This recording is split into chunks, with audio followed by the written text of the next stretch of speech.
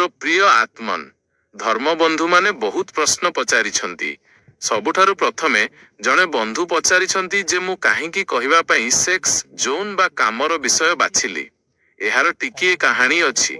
गोटिए बड़ बजार अछि। सेही बड़ बजार को किछि लोक बम्बे मुंबई बोली कुहंती। सेही बड़ बजार रे एक सभा थिला एवं सेही सभारे जणे पंडित जी कबीर कोण कहुथिले सेही संबंधरे कहुथिले। से कबीरंकर गोटिए पद कहिले एवं तार अर्थ बुझाइले। से कहिले जे कबीरा खड़ा बजार में लिए लुकाठी हाथ जो घर बारे आपना चले हमरे साथ। से यहा कहिले जे कबीर बजार रे ठिया होइथिले एवं चित्कार करी लोकमानंकु कहिबाकु लागिले जे ठेंगा उठाई मु सेमानंकु डाकुछि। जो माने निज घर को जाली देबार साहस रखिछंती सेमाने आम सहित आसंतु। सेही सभारे मु देखिली जे लोकमाने एही कथा सुनी बहुत खुशी हेले। मोते बहुत आश्चर्य लागिला जे जेउ लोकमाने खुशी हेउथिले सेमानंक मध्यरु केही भी निज घर को जाली देवा पई केबे भी प्रस्तुत नथिले। किंतु सेमानंकु खुशी देखि मु बुझिली जे बिचारा कबीर आजि थांते तो केते खुशी न होई थांते। जेतेबेले 300 वर्ष पूर्वे से थिले एवं कौनसी बजार रे से चित्कार करी कहिथिबे सेतेबेले जणे भी लोक खुशी होई नथिबो। मनीषर जाति बड़ अद्भुत। जेउ माने मरी जांती सेमानंक कथा सुनी लोके खुशी हुअंती आउ जेउ माने जीवित थांती सेमानंकु मारी देवार धमक दियंती। मु भाबिली आजि कबीर एही बॉम्बेर बड़ बजार रे थांते तो केते खुशी हुअंते जे लोकमाने केते प्रसन्न हेउचंती। कबीर जी कोण कहुचंती एहाकु सुनी लोके प्रसन्न हेउचंती। कबीर जींकु सुनी सेमाने केबे भी प्रसन्न होई नथिले। किंतु लोकमानंकु प्रसन्न देखि मोते एपरी लागिला जे जो लोकमाने निज घर को जाली देवा पई मध्य साहस रखंती एवं खुशी हुअंती सेमानंकु आजि किछि हृदयर कथा कुहा जाऊ। तेणु मु मध्य सेही भ्रमरे आसीगली जेउथिरे कबीर ओ ख्रीष्ट एवं समस्त लोक सबु बेले आसुछंती। तेणु मु लोकमानंकु सत्यर किछि कथा कहिबाकु चाहिली एवं सत्य संबंधरे कौनसी कथा कहिबाकु हेले सेही असत्य गुड़िकु सर्वप्रथमे भांगी देवा जरूरी जाहाकु मनीष सत्य बोली बुझिछि। जाहाकु आमे सत्य बोली बुझू एवं जाहा सत्य नुहे जे पर्यंत सेगुड़िकु न भांगी दिया जाइछि से पर्यंत सत्य कोण ताहा जानिबा आड़कु कौनसी पदक्षेप निया जाई परिबो नाही। मोते सेही सभारे कुहा जाइथिला जे मु प्रेम संबंधरे किछि कुहे एवं मोते लागिला जे प्रेम संबंधरे से पर्यंत कथा बुझा पड़ी पारिबो नाही जे पर्यंत आमे काम ओ सेक्स संबंधरे किछि भूल धारणा नहीं बसिछु। जदि भूल धारणा अछि सेक्स संबंधरे तेबे प्रेम संबंधरे आमे जेउ भी कथावार्ता करिबा ताहा अधूरा हेबो, ताहा मिछ हेबो, ताहा सत्य होई पारिबो नाही। एथिपई सेही सभारे मु काम ओ सेक्स संबंधरे किछि कहिली एवं एहा कहिली जे कामर शक्ति ही रूपांतरित होई प्रेमर अभिव्यक्ति रे परिणत हुए। जणे लोक खत किनी आणे अपरिष्कार एवं दुर्गंधरे भरी रहिथिबा एवं जदि निज घर पाखरे गदा करि दिए तेबे रास्तारे जीवा कष्टकर होई जिवो, एते दुर्गंध सेठारे व्यापिबो। किंतु जणे द्वितीय लोक सेही खतकु बगीचारे पकाए एवं फुलर मंजी पकाए। तापरे सेही मंजी बड़ हुए, गछ हुए एवं फुल आसे एवं फुलर सुगंध पाख पड़ोसींक घर को निमंत्रण होई पहुंची जाए। रास्तारे जाउथिबा लोकंकु भी सेही सुगंध छुए सेही गछर लहरुथिबा संगीत अनुभव हुए। किंतु बोध हुए आपण केबे भाबी नथिबे जे फुलरु जेउ सुगंध होई प्रकट हेउछि ताहा सेही दुर्गंध जाहा खतरु प्रकट हेउथिला। खतर दुर्गंध मंजी देई गति करी फुलर सुगंधरे परिणत होई जाए। दुर्गंध सुगंध होई पारे, काम प्रेम होई पारे, किंतु जिए कामर विरोधी होई जिवो से ताकु प्रेम किपरि करिवो? जिए कामर शत्रु होई जिवो से ताकु किपरि रूपांतरित करिवो? एथिपई कामकु सेक्स को बुझिबा जरूरी माइनस। एहा मु सेठारे कहिली माइनस एवं ताकु रूपांतरित करिबा जरूरी। मु भाबिथिली जेउ लोक माने मुंड हलाई देउथिले घर जळी जिबा कथारे सेही लोक माने मो कथा सुनी बहुत खुशी हेबे। किंतु मोते भूल होई गला। जेतेबेले मु मंचरु ओहलाइली सेही मंचरे जेते नेता थिले, जेते संयोजक थिले, सेमाने समस्ते पळाई जाइथिले। मु ओहलाइबा समयरे मंचरे मोते केही भी मिलिले नाही। सेमाने बोध हुए निज घर को चाली जाइथिबे, काळे घरे निया न लागि जाऊ ताकु लिभाइबार व्यवस्था करिबाकू पळाई जाइथिले। मोते धन्यवाद देबा पई मध्य संयोजक सेठारे नथिले। जेते भी धळा टोपी थिला, जेते भी खदी पिंधा लोक थिले, सेमाने मंचरे केही भी नथिले, सेमाने जाई सारिथिले। ନେତା ବଡ଼ ଦୁର୍ବଳ ହୁଅନ୍ତି, ସେ ଅନୁଗାମୀଙ୍କ ଆଗରୁ ପଳାଇ ଯାଆନ୍ତି। କିନ୍ତୁ କିଛି ସାହସୀ ଲୋକ ନିଶ୍ଚୟ ଉପରକୁ ଆସିଲେ। କିଛି ପିଲା ଆସିଲେ, କିଛି ଝିଅ ଆସିଲେ, କିଛି ବୃଦ୍ଧ, କିଛି ଯୁବକ। ଏବଂ ସେମାନେ ମୋତେ କହିଲେ ଯେ ଆପଣ ସେହି କଥା ଆମକୁ କହିଛନ୍ତି ଯାହା ଆମକୁ କେହି ବି କେବେ କହିନାହାନ୍ତି ଏବଂ ଆମର ଆଖି ଖୋଲି ଦେଇଛନ୍ତି। ଆମେ ବହୁତ ଆଲୋକ ଅନୁଭବ କଲୁ। ତେବେ ମୁଁ ଭାବିଲି ଯେ ଉଚିତ ହେବ ଯେ ଏହି କଥାକୁ ଆହୁରି ଠିକ୍ ଭାବରେ ସମ୍ପୂର୍ଣ୍ଣ ରୂପେ କୁହାଯାଉ। ଏଥିପାଇଁ ଏହି ବିଷୟ ମୁଁ ଆଜି ଏଠାରେ ବାଛିଲି। ଏହି 4 ଦିନରେ ସେହି କାହାଣୀ ଯାହା ସେଠାରେ ଅଧୁରା ରହିଯାଇଥିଲା ତାକୁ ପୂରା କରିବାର କାରଣ ଏହା ଥିଲା ଯେ ଲୋକମାନେ ମୋତେ କହିଲେ, ଏବଂ ତାହା ସେହି ଲୋକମାନେ କହିଲେ ଯେଉଁମାନଙ୍କର ଜୀବନକୁ ବୁଝିବାର ଆନ୍ତରିକ ଚେଷ୍ଟା ଅଛି ଏବଂ ସେମାନେ ଚାହିଁଲେ ଯେ ମୁଁ ପୂରା କଥା କୁହେ। ଗୋଟିଏ କାରଣ ଏହା ଥିଲା। ଏବଂ ଦ୍ୱିତୀୟ କାରଣ ଏହା ଥିଲା ଯେ ଯେଉଁ ଲୋକମାନେ ମଞ୍ଚରୁ ପଳାଇ ଯାଇଥିଲେ ସେମାନେ ଜାଗାଏ ଜାଗାଏ ଯାଇ କହିବା ଆରମ୍ଭ କରିଦେଲେ ଯେ ମୁଁ ତ ଏପରି କଥା କହିଛି ଯେଉଁଥିରେ ଧର୍ମର ବିନାଶ ହୋଇଯିବ। ମୁଁ ତ ଏପରି କଥା କହିଛି ଯେଉଁଥିରେ ଲୋକମାନେ ଅଧାର୍ମିକ ହୋଇଯିବେ। ତେବେ ମୋତେ ଲାଗିଲା ଯେ ସେମାନଙ୍କର କହିବା ବି ପୂରା ସ୍ପଷ୍ଟ ହୋଇପାରୁ, ସେମାନଙ୍କୁ ବି ଜଣା ପଡ଼ୁ ଯେ ଲୋକମାନେ ସେକ୍ସ ସମ୍ବନ୍ଧରେ ବୁଝି ଅଧାର୍ମିକ ହେବାକୁ ଯାଉନାହାନ୍ତି। ସେମାନେ ଆଜି ପର୍ଯ୍ୟନ୍ତ ବୁଝି ନାହାନ୍ତି, ଏଥିପାଇଁ ଅଧାର୍ମିକ ହୋଇଯାଇଛନ୍ତି। ଅଜ୍ଞାନ ଅଧାର୍ମିକ କରିପାରେ, ଜ୍ଞାନ କେବେ ବି ଅଧାର୍ମିକ କରିପାରିବ ନାହିଁ। ଏବଂ ଯଦି ଜ୍ଞାନ ଅଧାର୍ମିକ କରୁଥାଏ ତେବେ ମୁଁ କହୁଛି ଯେ ଏପରି ଜ୍ଞାନ ଉଚିତ ଯାହା ଅଧାର୍ମିକ କରିଦେଉ ସେହି ଅଜ୍ଞାନ ବଦଳରେ ଯାହାକି ଧାର୍ମିକ କରାଉଥାଏ। କାରଣ ଯେଉଁ ଅଜ୍ଞାନ ଧାର୍ମିକ କରୁଥାଏ ତେବେ ସେହି ଧର୍ମ ମଧ୍ୟ 2 କଉଡ଼ିର ଯାହା ଅଜ୍ଞାନର ଭିତ୍ତି ଉପରେ ଠିଆ ହୋଇଥାଏ। ଧର୍ମ ତ ସେହି ସତ୍ୟ ଯାହା ଜ୍ଞାନର ଆଧାର ଉପରେ ଠିଆ ହୋଇଥାଏ। ଏବଂ ମୋତେ ଦେଖାଯାଉ ନାହିଁ ଯେ ଜ୍ଞାନ ମନୁଷ୍ୟକୁ କେବେ ବି କୌଣସି କ୍ଷତି ପହଞ୍ଚାଇ ପାରିବ। କ୍ଷତି ସବୁବେଳେ ଅନ୍ଧକାରରୁ ପହଞ୍ଚେ ଏବଂ ଅଜ୍ଞାନରୁ।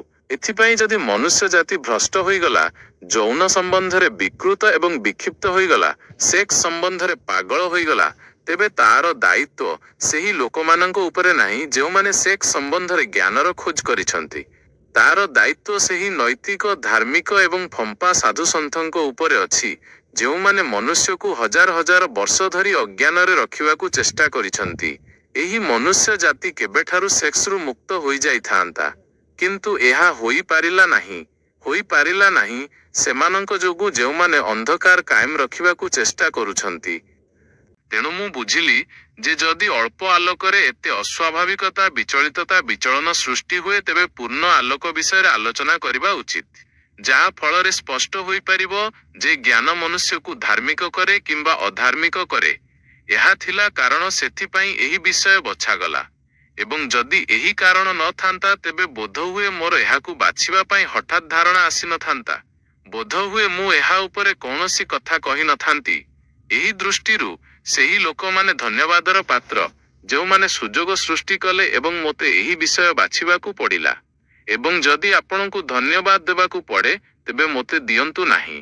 ଯେଉଁମାନେ ଭାରତୀୟ ବିଦ୍ୟା ଭବନରେ ସଭା ଆୟୋଜନ କରିଥିଲେ ସେମାନଙ୍କୁ ଧନ୍ୟବାଦ ଦିଅନ୍ତୁ। ସେମାନେ ହିଁ ଏହି ବିଷୟ ବଛାଇ ଦେଇଛନ୍ତି। ଏଥିରେ ମୋର କୌଣସି ହାତ ନାହିଁ। ଜଣେ ବନ୍ଧୁ ପଚାରିଛନ୍ତି ଯେ ମୁଁ କହିଲି କର୍ମର ରୂପାନ୍ତରଣ ହିଁ ପ୍ରେମରେ ପରିଣତ ହୁଏ। ତେବେ ସେ ପଚାରିଛନ୍ତି ଯେ ମାର ପୁଅ ପାଇଁ ପ୍ରେମ ମାଇନସ କ'ଣ? ତାହା ମଧ୍ୟ କାମ, ତାହା ମଧ୍ୟ ସେକ୍ସ। ଏବଂ ଆହୁରି କିଛି ଲୋକ ମଧ୍ୟ ସମାନ ପ୍ରଶ୍ନ ପଚାରିଛନ୍ତି। ଏହାକୁ ଟିକିଏ ବୁଝିବା ଉପଯୋଗୀ ହେବ। ଯଦି ଆପଣ ମୋର କଥା ଧ୍ୟାନର ସହ ଶୁଣିଛନ୍ତି ତେବେ ମୁଁ କହିଲି ଯେ ସେକ୍ସର ଅନୁଭବର ବହୁତ ଗଭୀରତା ଅଛି ଯେଉଁଠାରେ ମଣିଷ ପହଞ୍ଚି ପାରେ ନାହିଁ। ସେକ୍ସର ଅନୁଭବର 3ଟି ସ୍ତର ଅଛି, ତାହା ମୁଁ ଆପଣଙ୍କୁ କହୁଛି।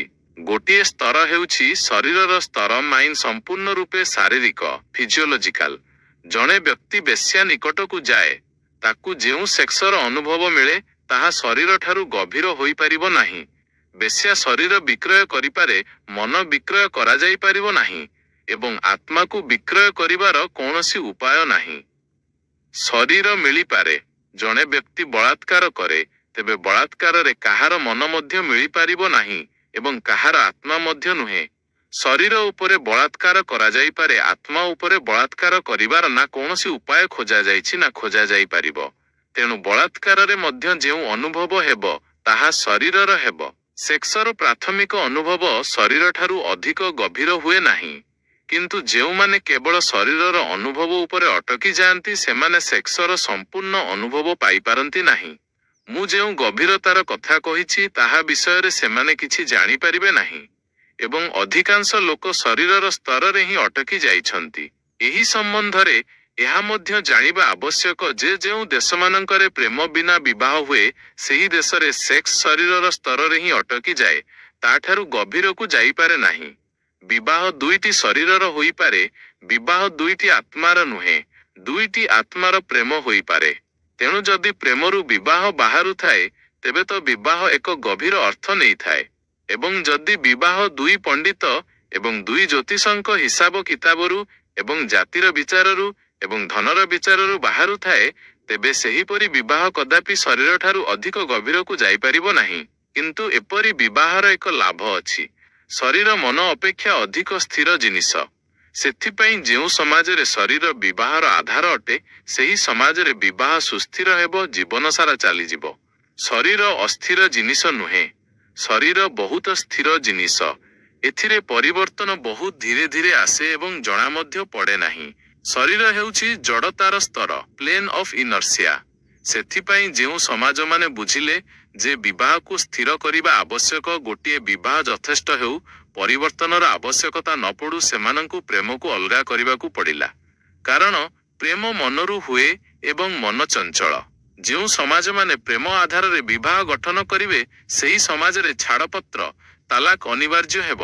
ସେହି ସମାଜରେ ବିବାହ ପରିବର୍ତ୍ତିତ ହେବ। ବିବାହ ସ୍ଥାୟୀ ବ୍ୟବସ୍ଥା ହୋଇପାରିବ ନାହିଁ। କାରଣ ପ୍ରେମ ତରଳ ଅଟେ, ମନ ଚଞ୍ଚଳ, ଶରୀର ସ୍ଥିର ଏବଂ ଜଡ଼। ଆପଣଙ୍କ ଘରେ ଗୋଟିଏ ପଥର ପଡ଼ିଛି। ସକାଳେ ପଥର ପଡ଼ିଥିଲା, ସନ୍ଧ୍ୟାରେ ମଧ୍ୟ ପଥର ସେଇଠି ପଡ଼ି ରହିବ। ସକାଳେ ଗୋଟିଏ ଫୁଲ ଫୁଟିଥିଲା, ସନ୍ଧ୍ୟା ସୁଦ୍ଧା ମଉଳି ଯାଇ ଖସି ପଡ଼ିବ। ଫୁଲ ଜୀବନ୍ତ, ଜନ୍ମ ହେବ, ବଞ୍ଚିବ, ମରିବ। ପଥର ମୃତ, ଯେପରି ସକାଳେ ଥିଲା ସେପରି ସନ୍ଧ୍ୟାରେ ପଡ଼ି ରହିବ। ପଥର ବହୁତ ସ୍ଥିର। ବିବାହ ପଥର ପରି। ଶରୀରର ସ୍ତରରେ ଯେଉଁ ବିବାହ ଅଛି ତାହା ସ୍ଥିରତା ଆଣେ, ସମାଜର ହିତରେ ଅଛି। କିନ୍ତୁ ଏକ ବ୍ୟକ୍ତିର ଅହିତରେ ଅଛି। କାରଣ ସେହି ସ୍ଥିରତା ଶରୀରର ସ୍ତରରେ ଅଣାଯାଇଛି ଏବଂ ପ୍ରେମରୁ ଦୂରେଇ ରହିଛନ୍ତି। ସେଥିପାଇଁ ଶରୀରର ସ୍ତରରୁ ଅଧିକ ଗଭୀରରେ ପତି ଏବଂ ପତ୍ନୀଙ୍କ ସମ୍ଭୋଗ ଏବଂ ସେକ୍ସ ପହଞ୍ଚି ପାରେ ନାହିଁ। ଏକ ଯାନ୍ତ୍ରିକ, ମେକାନିକାଲ, ଏକ ରୁଟିନ୍ ହୋଇଯାଏ। ଏକ ଯନ୍ତ୍ର ପରି ଜୀବନ ହୋଇଯାଏ ସେକ୍ସର। ସେହି ଅନୁଭବକୁ ବାରମ୍ବାର କରି ଚାଲନ୍ତି ଏବଂ ଜଡ଼ ହୋଇ ଚାଲନ୍ତି। କିନ୍ତୁ ତାଠାରୁ ଅଧିକ ଗଭୀରତା କଦାପି ମିଳେ ନାହିଁ। ଯେଉଁଠାରେ ପ୍ରେମ ବିନା ବିବାହ ହୁଏ ସେହି ବିବାହରେ ଏବଂ ବେଶ୍ୟା ନିକଟକୁ ଯିବାରେ ମୂଳତଃ କିଛି ବିଶେଷ ପାର୍ଥକ୍ୟ ନାହିଁ। ସାମାନ୍ୟ ପାର୍ଥକ୍ୟ ଅଛି, ତାହା ମୌଳିକ ନୁହେଁ। ବେଶ୍ୟାକୁ ଆପଣ ଗୋଟିଏ ଦିନ ପାଇଁ କିଣନ୍ତି ଏବଂ ପତ୍ନୀକୁ ଆପଣ ସାରା ଜୀବନ ପାଇଁ କିଣନ୍ତି। ଏହାଠାରୁ ଅଧିକ ଫରକ ପଡ଼େ ନାହିଁ। ଯେଉଁଠାରେ ପ୍ରେମ ନାହିଁ ସେଠାରେ କିଣିବା ହିଁ ଅଛି। ଚାହେଁ ଗୋଟିଏ ଦିନ ପାଇଁ କିଣନ୍ତୁ, ଚାହେଁ ସାରା ଜୀବନ ପାଇଁ କିଣନ୍ତୁ। ଯଦିଓ ଏକାଠି ରହିବାରୁ ପ୍ରତିଦିନ ଏକ ପ୍ରକାରର ସମ୍ବନ୍ଧ ସୃଷ୍ଟି ହୋଇଯାଏ ଆସୋସିଏସନରୁ, ଲୋକେ ତାହାକୁ ହିଁ ପ୍ରେମ ବୋଲି ଭାବି ନିଅନ୍ତି। ତାହା ପ୍ରେମ ନୁହେଁ। ପ୍ରେମ ଅନ୍ୟ କଥା। ଶରୀରର ସ୍ତରରେ ବିବାହ ଅଛି, ସେଥିପାଇଁ ଶରୀରର ସ୍ତରଠାରୁ ଗଭୀର ସମ୍ବନ୍ଧ କଦାପି ସୃଷ୍ଟି ହୋଇପାରେ ନାହିଁ। ଏହା ହେଉଛି ଗୋଟିଏ ସ୍ତର। ସେକ୍ସର ଦ୍ୱିତୀୟ ସ୍ତର ହେଉଛି ମାଇଣ୍ଡ, ମନର ସ୍ତର, ମାନସିକ, ସାଇକୋଲୋଜିକାଲ। ବାତ୍ସାୟନଙ୍କଠାରୁ ଆରମ୍ଭ କରି ପଣ୍ଡିତ କୋକଙ୍କ ପର୍ଯ୍ୟନ୍ତ ଯେଉଁ ଲୋକମାନେ ମଧ୍ୟ ଏହି ପ୍ରକାରର ଶାସ୍ତ୍ର ଲେଖିଛନ୍ତି ସେକ୍ସ ବିଷୟରେ, ସେମାନେ ଶରୀରର ସ୍ତରରୁ ଗଭୀରକୁ ଯାଆନ୍ତି ନାହିଁ। ଦ୍ୱିତୀୟ ସ୍ତର ହେଉଛି ମାନସିକ। ଯେଉଁମାନେ ପ୍ରେମ କରନ୍ତି ଏବଂ ତାପରେ ବିବାହରେ ବାନ୍ଧି ହୁଅନ୍ତି ସେମାନଙ୍କର ସେକ୍ସ ଶରୀରର ସ୍ତରଠାରୁ ଟିକିଏ ଗଭୀରକୁ ଯାଏ। ତାହା ମନ ପର୍ଯ୍ୟନ୍ତ ଯାଏ। ତାର ଗଭୀରତା ମାନସିକ। କିନ୍ତୁ ତାହା ମଧ୍ୟ ପ୍ରତିଦିନ ପୁନରାବୃତ୍ତି ହେବା ଦ୍ୱାରା କିଛି ଦିନରେ ଶରୀରର ସ୍ତରକୁ ଆସିଯାଏ ଏବଂ ଯାନ୍ତ୍ରିକ ହୋଇଯାଏ। ପାଶ୍ଚାତ୍ୟ ଯେଉଁ ବ୍ୟବସ୍ଥା 200 ବର୍ଷ ମଧ୍ୟରେ ପ୍ରେମ ବିବାହର ବିକାଶ କଲା ତାହା ମାନସିକ ସ୍ତର ପର୍ଯ୍ୟନ୍ତ ସେକ୍ସକୁ ନେଇଯାଏ। ଏବଂ ସେଥିପାଇଁ ପାଶ୍ଚାତ୍ୟରେ ସମାଜ ଅସ୍ତବ୍ୟସ୍ତ ହୋଇଯାଇଛି। କାରଣ ମନର କୌଣସି ଭରସା ନାହିଁ। ତାହା ଆଜି କିଛି କହେ, କାଲି କିଛି କହିବାକୁ ଲାଗେ। ସକାଳେ କିଛି କହେ, ସନ୍ଧ୍ୟାରେ କିଛି କହିବାକୁ ଲାଗେ। କ୍ଷଣିକ ପୂର୍ବରୁ କିଛି କହେ, କ୍ଷଣିକ ପରେ କିଛି କହିବାକୁ ଲାଗେ। ହୁଏତ ଆପଣ ଶୁଣିଥିବେ ଯେତେବେଳେ ବାୟରନ୍ ବିବାହ କଲେ ସେତେବେଳକୁ ସେ ପ୍ରାୟ 60-70 ସ୍ତ୍ରୀଙ୍କ ସହିତ ସମ୍ବନ୍ଧ ରଖିସାରିଥିଲେ ବୋଲି କୁହାଯାଏ।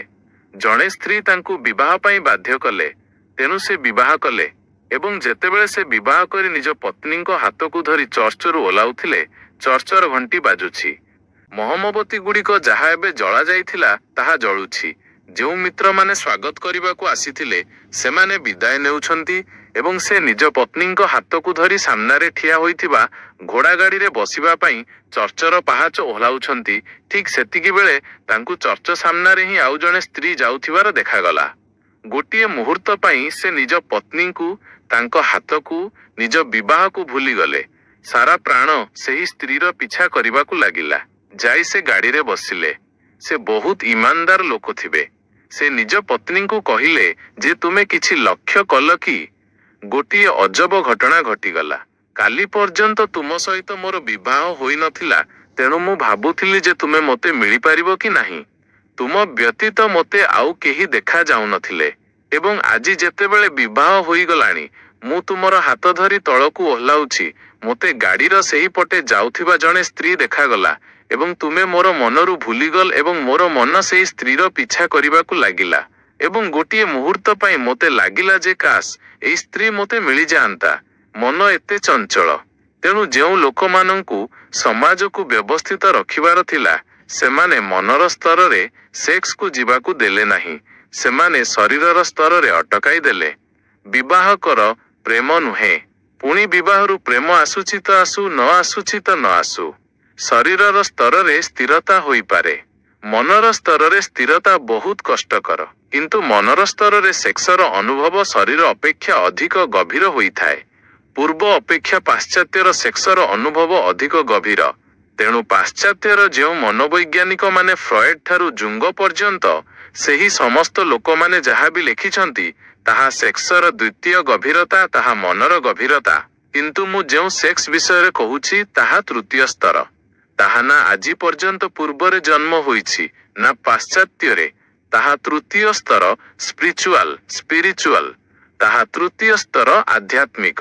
ଶରୀରର ସ୍ତରରେ ମଧ୍ୟ ଏକ ସ୍ଥିରତା ଅଛି କାରଣ ଶରୀର ଜଡ଼ ଏବଂ ଆତ୍ମାର ସ୍ତରରେ ମଧ୍ୟ ଏକ ସ୍ଥିରତା ଅଛି କାରଣ ଆତ୍ମାର ସ୍ତରରେ କୌଣସି ପରିବର୍ତ୍ତନ କେବେ ହୁଏ ନାହିଁ। ସେଠାରେ ସବୁ ଶାନ୍ତ, ସେଠାରେ ସବୁ ସନାତନ। ମଝିରେ ଏକ ସ୍ତର ଅଛି ମନର, ଯେଉଁଠାରେ ତରଳତା ଅଛି। ପାରାପରି ତରଳ ହେଉଛି ମନ, ସାମାନ୍ୟରେ ବଦଳିଯାଏ।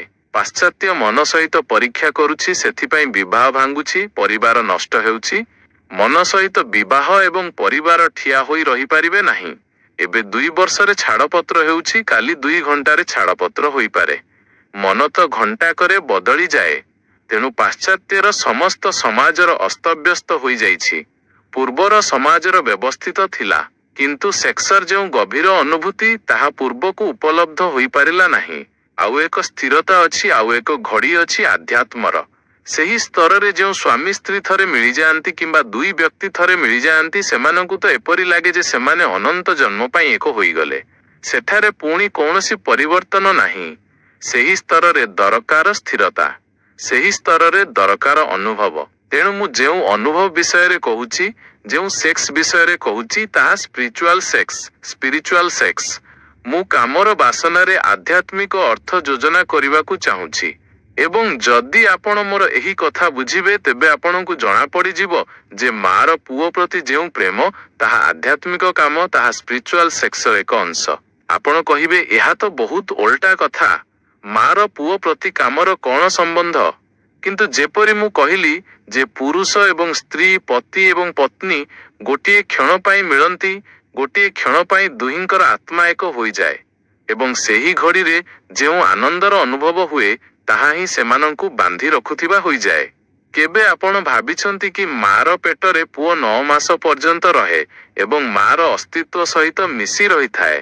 ପତି ଗୋଟିଏ କ୍ଷଣ ପାଇଁ ମିଳେ, ପୁଅ 9 ମାସ ପାଇଁ ଏକ ହୁଏ, ଏକତ୍ରିତ ହୁଏ। ସେଥିପାଇଁ ମାର ପୁଅ ସହିତ ଯେଉଁ ଗଭୀର ସମ୍ବନ୍ଧ ତାହା ପତି ସହିତ ମଧ୍ୟ କେବେ ହୁଏ ନାହିଁ, ହୋଇପାରେ ମଧ୍ୟ ନାହିଁ। ପତି ଗୋଟିଏ କ୍ଷଣ ପାଇଁ ଅସ୍ତିତ୍ୱର ସ୍ତରରେ ମିଳେ, ଯେଉଁଠାରେ ଏକ୍ଜିଷ୍ଟେନ୍ସ ଅଛି, ଯେଉଁଠାରେ ବିଇଙ୍ଗ ଅଛି, ସେଠାରେ ଗୋଟିଏ କ୍ଷଣକୁ ମିଳେ, ପୁଣି ବିଚ୍ଛିନ୍ନ ହୋଇଯାଏ। ଗୋଟିଏ କ୍ଷଣକୁ ପାଖକୁ ଆସନ୍ତି ଏବଂ ପୁଣି କୋଷର ଦୂରତା ଆରମ୍ଭ ହୋଇଯାଏ। କିନ୍ତୁ ପୁଅ 9 ମାସ ପର୍ଯ୍ୟନ୍ତ ମାର ନିଶ୍ୱାସରେ ନିଶ୍ୱାସ ନିଏ, ମାର ହୃଦୟରେ ଧଡ଼କିତ ହୁଏ, ମାର ରକ୍ତରେ ରକ୍ତ, ମାର ପ୍ରାଣରେ ପ୍ରାଣ। ତାର ନିଜର କୌଣସି ଅସ୍ତିତ୍ୱ ନଥାଏ, ସେ ମାର ଏକ ଅଂଶ ହୋଇଥାଏ। ସେଥିପାଇଁ ସ୍ତ୍ରୀ ମା ନ ହୋଇ କେବେ ବି ସମ୍ପୂର୍ଣ୍ଣ ରୂପେ ତୃପ୍ତ ହୋଇପାରେ ନାହିଁ। କୌଣସି ପତି ସ୍ତ୍ରୀକୁ କେବେ ବି ତୃପ୍ତ କରିପାରେ ନାହିଁ ଯାହା ତାର ପୁଅ ତାକୁ କରିଦିଏ। କୌଣସି ପତି କେବେ ବି ସେତିକି ଗଭୀର ସନ୍ତୋଷ ତାକୁ ଦେଇପାରେ ନାହିଁ ଯେତିକି ତାର ପୁଅ ତାକୁ ଦେଇଥାଏ। ସ୍ତ୍ରୀ ମା ନ ହୋଇ ପୂର୍ଣ୍ଣାଙ୍ଗ ହୋଇପାରେ ନାହିଁ। ତାର ବ୍ୟକ୍ତିତ୍ୱର ପୁରା ଉତ୍କର୍ଷ ଏବଂ ପୁରା ସୌନ୍ଦର୍ଯ୍ୟ ତାର ମା ହେବା ଉପରେ ହିଁ ପ୍ରକଟ ହୁଏ। ତାର ପୁଅ ସହିତ ତାର ଆତ୍ମିକ ସମ୍ବନ୍ଧର ବହୁତ ଗଭୀର ଏବଂ ସେଥିପାଇଁ ଆପଣ ଏହା ମଧ୍ୟ ବୁଝି ନିଅନ୍ତୁ ଯେ ଯେମିତି ହିଁ ସ୍ତ୍ରୀ ମା ହୋଇଯାଏ ତାର ସେକ୍ସରେ ଆଗ୍ରହ କମିଯାଏ। ଏହା କେବେ ଆପଣ ଧ୍ୟାନ ଦେଇଛନ୍ତି? ଯେମିତି ହିଁ ସ୍ତ୍ରୀ ମା ହୋଇଯାଏ ସେକ୍ସ ପ୍ରତି ତାର ଆଗ୍ରହ କମିଯାଏ। ତାପରେ ସେକ୍ସରେ ତାକୁ ସେତିକି ରସ ଲାଗେ ନାହିଁ। ସେ ଆଉ ଗୋଟିଏ ଗଭୀର ରସ ନେଇ ସାରିଛି ମାତୃତ୍ୱର। ସେ ଗୋଟିଏ ପ୍ରାଣ ସହିତ ଆଉ 9 ମାସ ପର୍ଯ୍ୟନ୍ତ ଏକାଠି ବଞ୍ଚିଛି। ଏବେ ତାକୁ ସେକ୍ସରେ ରସ ରହେ ନାହିଁ। ଅଧିକାଂଶ ସମୟରେ ପତିମାନେ ଆଶ୍ଚର୍ଯ୍ୟ ହୁଅନ୍ତି କାରଣ ପତିର ପିତା ହେବାରେ ପୁରୁଷମାନଙ୍କରେ କୌଣସି ଫରକ ପଡ଼େ ନାହିଁ କିନ୍ତୁ ମା ହେବା ଦ୍ୱାରା ସ୍ତ୍ରୀରେ ମୌଳିକ ଫରକ ପଡ଼ିଯାଏ। ପିତା ହେବା ଦ୍ୱାରା ପତିରେ କୌଣସି ଫରକ ପଡ଼େ ନାହିଁ କାରଣ ପିତା କୌଣସି ବହୁତ ଗଭୀର ସମ୍ବନ୍ଧ ନୁହେଁ। ଯେଉଁ ନୂଆ ବ୍ୟକ୍ତି ଜନ୍ମ ହୁଏ ତା ସହିତ ପିତାର କୌଣସି ଗଭୀର ସମ୍ବନ୍ଧ ନାହିଁ। ପିତା ସମ୍ପୂର୍ଣ୍ଣ ରୂପେ ଏକ ସାମାଜିକ ବ୍ୟବସ୍ଥା, ସୋସିଆଲ ଇନଷ୍ଟିଟ୍ୟୁସନ। ପିତା ବିନା ବି ଦୁନିଆ ଚାଲିପାରେ। ସେଥିପାଇଁ ପିତା ସହିତ ପୁଅର କୌଣସି ଗଭୀର ସମ୍ବନ୍ଧ ନାହିଁ। ମା ସହିତ ତାର ବହୁତ ଗଭୀର ସମ୍ବନ୍ଧ ଅଛି ଏବଂ ମା ତାପରେ ତୃପ୍ତ ହୋଇଯାଏ ଏବଂ ତା ଭିତରେ ଆଉ ଏକ ପ୍ରକାରର ଆଧ୍ୟାତ୍ମିକ ଗରିମା ପ୍ରକଟ ହୁଏ। ଯେଉଁ ସ୍ତ୍ରୀ ମା ହୋଇନାହିଁ ତାକୁ ଦେଖନ୍ତୁ ଏବଂ ଯେଉଁ ସ୍ତ୍ରୀ ମା ହୋଇଯାଇଛି ତାକୁ ଦେଖନ୍ତୁ ଏବଂ ସେହି ଦୁଇ ଜଣଙ୍କର ଚମକ, ସେମାନଙ୍କର ଊର୍ଜା ଏବଂ ସେମାନଙ୍କର ବ୍ୟକ୍ତିତ୍ୱ ଅଲଗା ଜଣାପଡ଼ିବ। ମାରେ ଏକ ଦୀପ୍ତି ଦେଖାଯିବ, ଶାନ୍ତ। ଯେପରି ନଦୀ ଯେତେବେଳେ ମଇଦାନକୁ ଆସିଯାଏ ସେତେବେଳେ ଶାନ୍ତ ହୋଇଯାଏ। ଯିଏ ଏପର୍ଯ୍ୟନ୍ତ ମା ହୋଇନାହିଁ ସେହି ସ୍ତ୍ରୀରେ ଏକ ଦୌଡ଼ ଦେଖାଯିବ। ଯେପରି ପାହାଡ଼ ଉପରେ ନଦୀ ଦୌଡ଼େ, ଝରଣା ପରି ଭାଙ୍ଗିଯାଏ, ଚିତ୍କାର କରେ, ଗଡ଼ଗଡ଼ାହଟ ଅଛି, ଶବ୍ଦ ଅଛି, ଦୌଡ଼ ଅଛି। ମା ହୋଇ ସେ ଏକଦମ ଶାନ୍ତ ହୋଇଯାଏ। ସେଥିପାଇଁ ମୁଁ ଆପଣଙ୍କୁ ଏହି ସନ୍ଦର୍ଭରେ ଏହା ମଧ୍ୟ କହିବାକୁ ଚାହୁଁଛି ଯେ ଯେଉଁ ସ୍ତ୍ରୀମାନଙ୍କୁ ସେକ୍ସର ପାଗଳାମୀ ସବାର ହୋଇଯାଇଛି, ଯେପରି ପାଶ୍ଚାତ୍ୟରେ ସେମାନେ ସେଥିପାଇଁ ମା ହେବାକୁ ଚାହାନ୍ତି ନାହିଁ କାରଣ ମା ହେବା ପରେ ସେକ୍ସର ରସ କମିଯାଏ। ପାଶ୍ଚାତ୍ୟର ସ୍ତ୍ରୀ ମା ହେବାକୁ ଅସ୍ୱୀକାର କରେ କାରଣ ମା ହେଲା କି ସେକ୍ସର ରସ ଗଲା। ସେକ୍ସର ରସ ସେତେବେଳ ପର୍ଯ୍ୟନ୍ତ ରହିପାରେ ଯେତେବେଳ ପର୍ଯ୍ୟନ୍ତ ସେ ମା ନ ହୋଇଛି। ତେଣୁ ପାଶ୍ଚାତ୍ୟର ଅନେକ ସରକାର ଚିନ୍ତିତ ହୋଇପଡ଼ିଛନ୍ତି ଏହି କଥାରେ ଯେ ଏହି ରୋଗ ଯଦି ବଢ଼ି ଚାଲିଲା ତେବେ ସେମାନଙ୍କର ସଂଖ୍ୟା କ'ଣ ହେବ। ଆମେ ଏଠାରେ ଚିନ୍ତିତ ହେଉଛୁ ଯେ ଆମର ସଂଖ୍ୟା ବଢ଼ି ନ ଯାଉ। ପାଶ୍ଚାତ୍ୟରେ ଦେଶମାନେ ଚିନ୍ତିତ ହେଉଛନ୍ତି ଯେ ସେମାନଙ୍କର ସଂଖ୍ୟା କାଳେ କମି ନ ଯାଉ କାରଣ ସ୍ତ୍ରୀମାନଙ୍କୁ ଯଦି ଏତେ ତୀବ୍ର ରୂପରେ ଏହି ଭାବନା ସୃଷ୍ଟି ହୋଇଯାଏ ଯେ ମା ହେବା ଦ୍ୱାରା ସେକ୍ସର ରସ କମିଯାଏ ଏବଂ ସେମାନେ ମା ନ ହେବାକୁ ଚାହାନ୍ତି ତେବେ କ'ଣ କରାଯାଇପାରେ? କୌଣସି ଆଇନଗତ ଜବରଦସ୍ତି କରାଯାଇପାରେ। କାହାକୁ ସନ୍ତାନ ନିୟମନ ପାଇଁ ତ ଆଇନଗତ ଜବରଦସ୍ତି ମଧ୍ୟ କରାଯାଇପାରେ ଯେ ଆମେ ଜବରଦସ୍ତି ପିଲା ହେବାକୁ ଦେବୁ ନାହିଁ। କିନ୍ତୁ କୌଣସି ସ୍ତ୍ରୀକୁ ବାଧ୍ୟ କରାଯାଇପାରିବ ନାହିଁ ଯେ ପିଲା ଜନ୍ମ କରିବାକୁ ହିଁ ପଡ଼ିବ। ପାଶ୍ଚାତ୍ୟର ସାମ୍ନାରେ ଆମ ଅପେକ୍ଷା ବଡ଼ ପ୍ରଶ୍ନ। ଆମର ପ୍ରଶ୍ନ ସେତେ ବଡ଼ ନୁହେଁ। ଆମେ ସଂଖ୍ୟାକୁ ଜବରଦସ୍ତି ଆଇନତଃ ରୋକିପାରିବା କିନ୍ତୁ ସଂଖ୍ୟାକୁ ଆଇନତଃ ବଢ଼ାଇବାର କୌଣସି ବି ରାସ୍ତା ନାହିଁ। କୌଣସି ବ୍ୟକ୍ତିକୁ ଜବରଦସ୍ତି କରାଯାଇପାରିବ ନାହିଁ ଯେ ତୁମେ ପିଲା ଜନ୍ମ କର। ଏବଂ ଆଜିଠାରୁ 200 ବର୍ଷ ମଧ୍ୟରେ ପାଶ୍ଚାତ୍ୟର ସାମ୍ନାରେ ଏହି ପ୍ରଶ୍ନ ବହୁତ ଭାରି ହୋଇଯିବ କାରଣ ପୂର୍ବର ସଂଖ୍ୟା ବଢ଼ି ଚାଲିଯିବ, ତାହା ସାରା ଦୁନିଆ ଉପରେ ଛାଇ ଯାଇପାରେ ଏବଂ ପାଶ୍ଚାତ୍ୟର ସଂଖ୍ୟା କ୍ଷୀଣ ହେଉଥିବା ଦିଗକୁ ଯାଇପାରେ। ସ୍ତ୍ରୀକୁ ମା ହେବା ପାଇଁ ସେମାନଙ୍କୁ ପୁଣି ଥରେ ରାଜି କରିବାକୁ ପଡ଼ିବ ଏବଂ ସେମାନଙ୍କର କିଛି ମନୋବୈଜ୍ଞାନିକ ଏହି ପରାମର୍ଶ ଦେବା ଆରମ୍ଭ କରିଛନ୍ତି ଯେ ବାଲ୍ୟ ବିବାହ ଆରମ୍ଭ କରିଦିଅ ନଚେତ୍ ବିପଦ ଅଛି। କାରଣ ସ୍ତ୍ରୀ ହୋଶକୁ ଆସିଯାଏ ତେବେ ସେ ମା ହେବାକୁ ଚାହେଁ ନାହିଁ, ତାକୁ ସେକ୍ସର ରସ ନେବାରେ ଅଧିକ ଠିକ୍ ଲାଗେ। ସେଥିପାଇଁ ପିଲାଦିନେ ବିବାହ କରିଦିଅ, ତାକୁ ଜଣା ନ ପଡ଼ୁ ଯେ ସେ କେବେ ମା ହୋଇଗଲା। ପୂର୍ବରେ ଯେଉଁ ବାଲ୍ୟ ବିବାହ ଚାଲୁଥିଲା ତାର ଗୋଟିଏ କାରଣ ଏହା ମଧ୍ୟ ଥିଲା। ସ୍ତ୍ରୀ ଯେତିକି ଯୁବତୀ ହୋଇଯିବ ଏବଂ ଯେତିକି ବୁଝିବାବାଲି ହୋଇଯିବ ଏବଂ ସେକ୍ସର ଯେପରି ରସ ନେବାକୁ ଲାଗିବ ସେମିତି ସେ ମା ହେବାକୁ ଚାହିଁବ ନାହିଁ। ଯଦିଓ ତାକୁ କିଛି ଜଣା ନାହିଁ ଯେ ମା ହେଲେ କ'ଣ ମିଳିବ, ଏହା ତ ମା ହେଲେ ହିଁ ଜଣା ପଡ଼ିପାରେ। ତା ପୂର୍ବରୁ କୌଣସି ଉପାୟ ନାହିଁ। ସ୍ତ୍ରୀ ମା ହୋଇ ତୃପ୍ତ ହେବାକୁ ଲାଗେ କାହିଁକି? ସେ ଗୋଟିଏ ଆଧ୍ୟାତ୍ମିକ ସ୍ତରରେ ସେକ୍ସର ଅନୁଭବ କରିସାରିଛି ପିଲା ସହିତ ଏବଂ ସେଥିପାଇଁ ମା ଏବଂ ପୁଅ ପାଖରେ ଏକ ଆତ୍ମୀୟତା ଅଛି। ମା ନିଜ ପ୍ରାଣ ଦେଇପାରେ ପୁଅ ପାଇଁ। ମା ପୁଅର ପ୍ରାଣ ନେବାର କଳ୍ପନା ମଧ୍ୟ କରିପାରେ ନାହିଁ। ପତ୍ନୀ ପତିର ପ୍ରାଣ ନେଇପାରେ, ଅନେକ ଥର ନେଇଛି, ଏବଂ ଯଦି ନ ନିଏ ମଧ୍ୟ ତେବେ ପୁରା ଜୀବନରେ ପ୍ରାଣ ନେବାର ପରିସ୍ଥିତି ସୃଷ୍ଟି କରିଦିଏ, କିନ୍ତୁ ପୁଅ ପାଇଁ କଳ୍ପନା ମଧ୍ୟ କରିପାରେ ନାହିଁ। ସେହି ସମ୍ବନ୍ଧର ବହୁତ ଗଭୀର। ଏବଂ ମୁଁ ଆପଣଙ୍କୁ ଏହା ମଧ୍ୟ କହିଦେଉଛି, ଯେତେବେଳେ ତାର ନିଜ ପତି ସହିତ ସମ୍ବନ୍ଧ ମଧ୍ୟ ଏତେ ଗଭୀର ହୋଇଯାଏ, ତେବେ ପତି ମଧ୍ୟ ତାକୁ ପୁଅ ପରି ଦେଖାଯିବାକୁ ଲାଗେ, ପତି ପରି ନୁହେଁ। ଏଠାରେ ଏତେ ସ୍ତ୍ରୀ ବସିଛନ୍ତି ଏବଂ ଏତେ ପୁରୁଷ ବସିଛନ୍ତି। ମୁଁ ସେମାନଙ୍କୁ ଏହା ପଚାରୁଛି ଯେ ଯେତେବେଳେ ସେମାନେ ନିଜ ପତ୍ନୀଙ୍କୁ ବହୁତ ପ୍ରେମ କରିଛନ୍ତି, ତେବେ କ'ଣ ସେମାନେ ଏହିପରି ବ୍ୟବହାର କରିନାହାନ୍ତି ଯେପରି ଛୋଟ ପିଲା ନିଜ ମା ସହିତ କରେ? କ'ଣ ଆପଣଙ୍କୁ ଏହି କଥାର ଧ୍ୟାନ ଅଛି ଯେ ପୁରୁଷର ହାତ ସ୍ତ୍ରୀର ସ୍ତନ ଆଡ଼କୁ କାହିଁକି ଚାଲିଯାଏ? ସେମାନେ ଛୋଟ ପିଲାର ହାତ ଯିଏ ନିଜ ମାର ସ୍ତନ ଆଡ଼କୁ ଯାଉଛି। ଯେମିତି ହିଁ ପୁରୁଷ ସ୍ତ୍ରୀ ପ୍ରତି ଗଭୀର ପ୍ରେମରେ ଭରିଯାଏ, ତାର ହାତ ତାର ସ୍ତନ ଆଡ଼କୁ ବଢ଼େ କାହିଁକି? ସ୍ତନ ସହିତ ସେକ୍ସର କ'ଣ ସମ୍ବନ୍ଧ? ସ୍ତନ ସହିତ କୌଣସି ସମ୍ବନ୍ଧ ନାହିଁ। ସ୍ତନ ସହିତ ମା ଏବଂ ପୁଅର ସମ୍ବନ୍ଧ ଅଛି। ପିଲାଦିନୁ ସେ ଜାଣି ଆସିଛି। ପୁଅର ସମ୍ବନ୍ଧ ସ୍ତନ ସହିତ ଅଛି। ଏବଂ ଯେମିତି ହିଁ ପୁରୁଷ ଗଭୀର ପ୍ରେମରେ ଭରିଯାଏ, ସେ ପୁଅ ହୋଇଯାଏ ଏବଂ ସ୍ତ୍ରୀର ହାତ କେଉଁଠାରେ ପହଞ୍ଚିଯାଏ? ତାହା ପୁରୁଷର ମୁଣ୍ଡ ଉପରେ ପହଞ୍ଚିଯାଏ। ତାର ବାଳରେ ଆଙ୍ଗୁଳି ଚାଲିଯାଏ। ତାହା ପୁରୁଣା ପୁଅର ସ୍ମୃତି। ତାହା ପୁରୁଣା ପୁଅର ମୁଣ୍ଡ, ଯାହାକୁ ସେ ସାଉଁଳେଇଛି। ସେଥିପାଇଁ ଯଦି ଠିକ୍ ଭାବରେ ପ୍ରେମ ଆଧ୍ୟାତ୍ମିକ ସ୍ତର ପର୍ଯ୍ୟନ୍ତ ବିକଶିତ ହୋଇଯାଏ, ତେବେ ପତି ଶେଷରେ ପୁଅ ହୋଇଯାଏ ଏବଂ ପୁଅ ହୋଇଯିବା ଉଚିତ। ତେବେ ଆପଣ ବୁଝନ୍ତୁ ଯେ ଆମେ ତୃତୀୟ ସ୍ତରରେ ସେକ୍ସର ଅନୁଭବ କଲୁ, ଆଧ୍ୟାତ୍ମର ସ୍ତରରେ, ସ୍ପିରିଚୁଆଲିଟି ସ୍ତରରେ। ଏହି ସ୍ତରରେ ଏକ ସମ୍ବନ୍ଧ ଅଛି ଯାହା ବିଷୟରେ ଆମକୁ କିଛି ବି ଜଣା ନାହିଁ। ପତି ପତ୍ନୀର ସମ୍ବନ୍ଧ ତାର ପ୍ରସ୍ତୁତି, ତାର ଶେଷ ନୁହେଁ। ତାହା ଯାତ୍ରାର ଆରମ୍ଭ, ପୂର୍ଣ୍ଣତା ନୁହେଁ। ସେଥିପାଇଁ ପତି ପତ୍ନୀ ସବୁବେଳେ କଷ୍ଟରେ ରହନ୍ତି, କାରଣ ତାହା ଯାତ୍ରା। ଯାତ୍ରା ସବୁବେଳେ କଷ୍ଟରେ ଥାଏ। ଲକ୍ଷ୍ୟସ୍ଥଳରେ ଶାନ୍ତି ମିଳେ। ପତି ପତ୍ନୀ କେବେ ଶାନ୍ତ ହୋଇପାରିବେ ନାହିଁ। ତାହା ମଝିର ଯାତ୍ରା। ଏବଂ ଅଧିକାଂଶ ଲୋକ ଯାତ୍ରାରେ ହିଁ ଶେଷ ହୋଇଯାଆନ୍ତି, ମୁକାମ ଲକ୍ଷ୍ୟରେ କେବେ ପହଞ୍ଚି ହିଁ ପାରନ୍ତି ନାହିଁ।